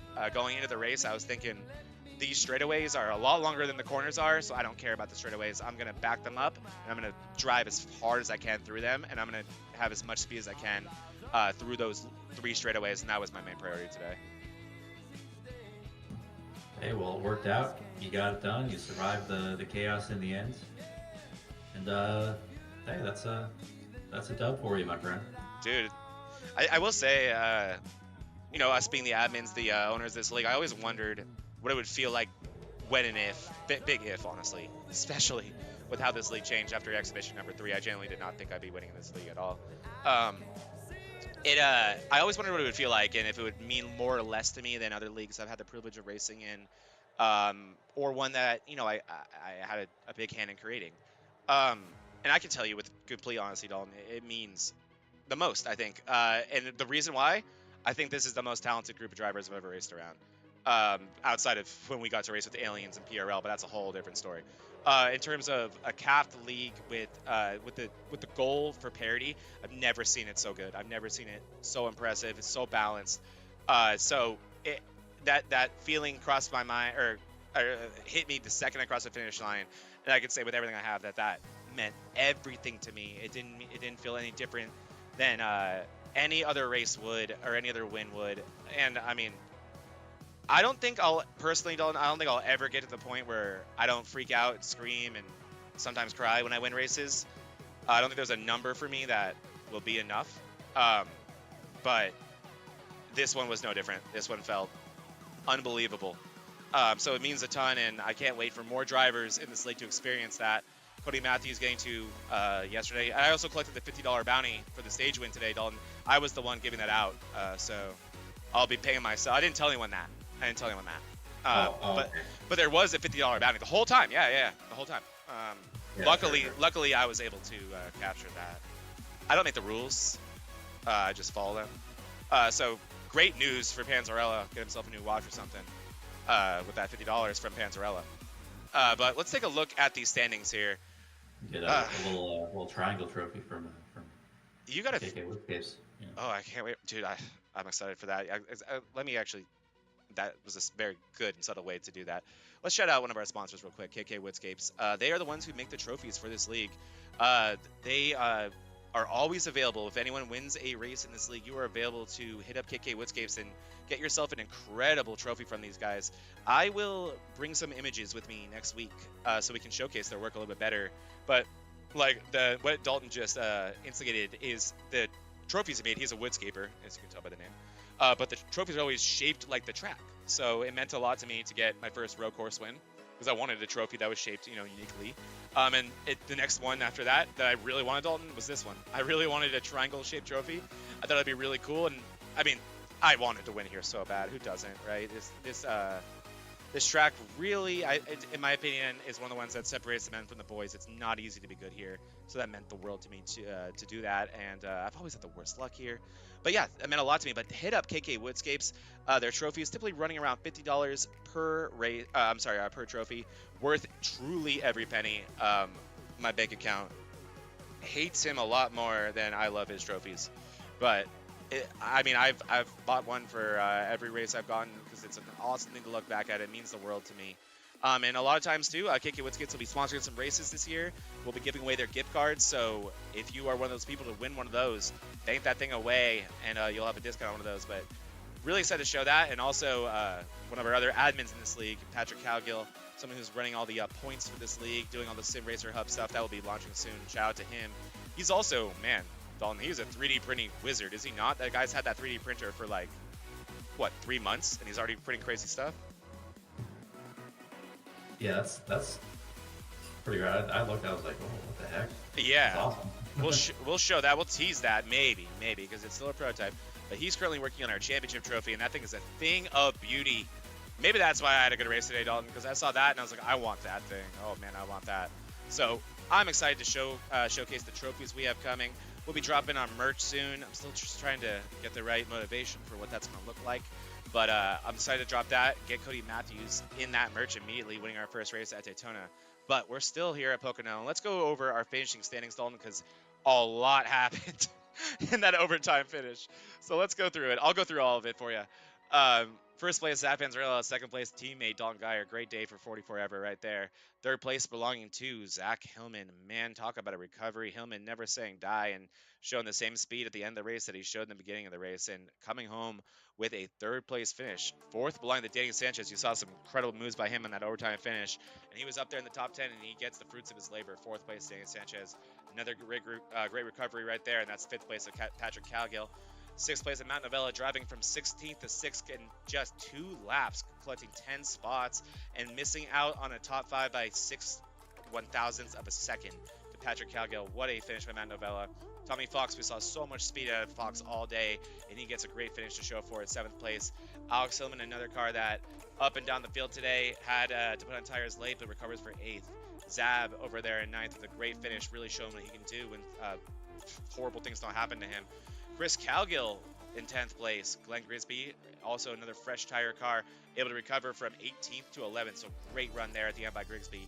Edward Peltz over there in 12th place with a great finish. Graham McGivern, we saw so many brilliant moves by him. He's going to be in 13th place. Jonathan Case of Beer, probably not happy with that finish after all that speed that 73 race truck showed. He's going to finish in 14th. 15th, he's going to belong to Dylan Beckman. Man, he was up and down the field today as well, as was Juan Delgado. We saw him poke his nose in the top 10 a few times today. He's going to come up with a 16th place finish. That's what we see out of Delgado all the time, is consistency. Watch out for that guy for that final 10 in the chase. Cody Matthews, the current points leader and last week's winner and last week's dominator, for being honest, not having the day that he wanted today, and that 17th place is not indicative of speed at all. He was up there in the top 5, the top 10, but just had some bad luck there on that overtime finish, and that also involved the 18th place finisher Dylan Schmidt not with the finish that he was thinking he was going to earn there. He had so much speed throughout this race, but just did not come together for him there at the end. Riding out our field, and these cars are what I still love to call it. Joey inspired me, or Tibbin inspired me, Dalton, the used car lot. Ryan Newman's going to finish in 19th, 20th, going to belong to Bryn Lolis, who ends up 4 laps down, Dalton. Wow. Yeah, he got 6 of those laps back. Holy cow. And he got 3 positions. So Lolis, 20th place. Hats off, Lolis. That's why you finished the race. Easter Day going to finish 21st place. That's a rough one for Easter Day. He was back for 3rd place when he had some incidents there and ended up having to tow and finish 6 laps down. Peyton McCoy, we saw him in an earlier incident, but the lot speed in that 24, he's going to be in 22nd. And Steve Lewis had his grandkids over at his house. They would not shut up, and so he just said, screw it, I'm done with this, and he parked it for the day and finished 44 laps down. I actually had that inside information. That was pretty funny from Lewis. But 23 trucks, another close, amazing finish, and this time at Pocono. Who would have thunk it? Not me. Yeah, you know, you definitely don't expect to see that at Pocono, but I'm glad. Yeah, I'm glad we were able to bring the excitement here. That last, I don't know if that last caution was more of a blessing than anything that we were able to get them all stacked up again. But no, maybe not. I don't know. I'm just rambling now. It's hard to say no to some close racing. Am I wrong? I mean, so that was fun. I can't complain. I'd always prioritize the racing quality over our personal success, despite what I did in the Discord. But next week, we're going to Iowa, and, oh, man, I'm sure I'm excited, Dalton, but I'm sure you're more excited than I am. This is your type of track. You kick ass on these short tracks. I'm excited to watch you. I'm excited to race at Iowa. That is a really, really fun racetrack. And like you said, a lot of updates done to that racetrack since iRacing had done their updates, so it's only racing better now. And then the next week after that, that will be Chicago Street, just to be clear about that, since it still says the options. We got to update that. But we'll be at Chicago. Yeah, and once again, yeah, next week, definitely Iowa. Definitely Iowa. We're definitely going to Iowa next week, not the Chicago Street. We are not switching those dates. Just to be clear. Just to be clear, exactly. All right, Dalton. Well, I guess I'll just let you guys all know what to expect next week. We will have our standings available to us. We didn't feel much of a need because you guys know who finished where last week. So we'll show you our standings next week. We'll start taking a closer look at that, start talking more about the chase. We will hopefully have our DDIRL merch ready to release to you guys and show it off to you guys. Hopefully we can get a picture of Cody Matthews repping that soon, looking good in that. I'll get myself. There was also free DDI merch for this race too. Didn't tell you guys about that too. So luckily, Pantrell's gonna win that. And beyond that, Dalton, I think just another great week of racing. Hopefully, we can bring in a good field. We know that this is gonna be a tough week for a lot of you drivers out there. It being close to the 4th of July. Hopefully, your vacations don't start too early, but we really want to make sure that you guys have the opportunity to race on these tracks that are officials when we can and things the way that they were designed. I'm expecting another great field, and one thing I'm definitely expecting, Dalton, is another great race. This league proving already, it's been 5 weeks now, and they have delivered every week. It's only getting better. It's been a blast. I'm having the best time. Any final thoughts before we say goodbye to all these wonderful people? I love the corn. So you're ready for Iowa. Dalton's moved on. Did not like it. I'm a child of the corn. Yeah. I mean, that's true, and hey, I'll tell you from you to me, my friend, it's it's great to finally get one on you, because man, I'm all too used to losing to you, but an amazing race today, and I'm really happy we came here. Pocono's a lot of fun, and no shade to DDIRL in the slightest, an incredible league with incredible drivers, but really proud of this league to show what we can do at a track like this and put on a show. Put on the show that we did. Couldn't be more proud. But that's all we got for you guys this week. Thank you all for joining us for another week of Daily Drivers Inc. Racing League. It has been an incredible ride so far, and this is just the beginning. Next week we go to Iowa for race 3. The chase is heating up. Points are going to start mattering. The drop races might start mattering soon too. But one thing we know is that anyone can win. The competition is as fierce as I've ever seen, and this league is looking as bright as ever. From Dalton Geyer, Zapan Zarella, Daily Drivers Inc., Tuner Squad, Salmon Amateur Stores, KK Woodscapes, Vortex Racing Network, and all of our other wonderful sponsors who help make this league possible. Thank you so much. Good night, and we will see you guys next Wednesday for some corn at Iowa.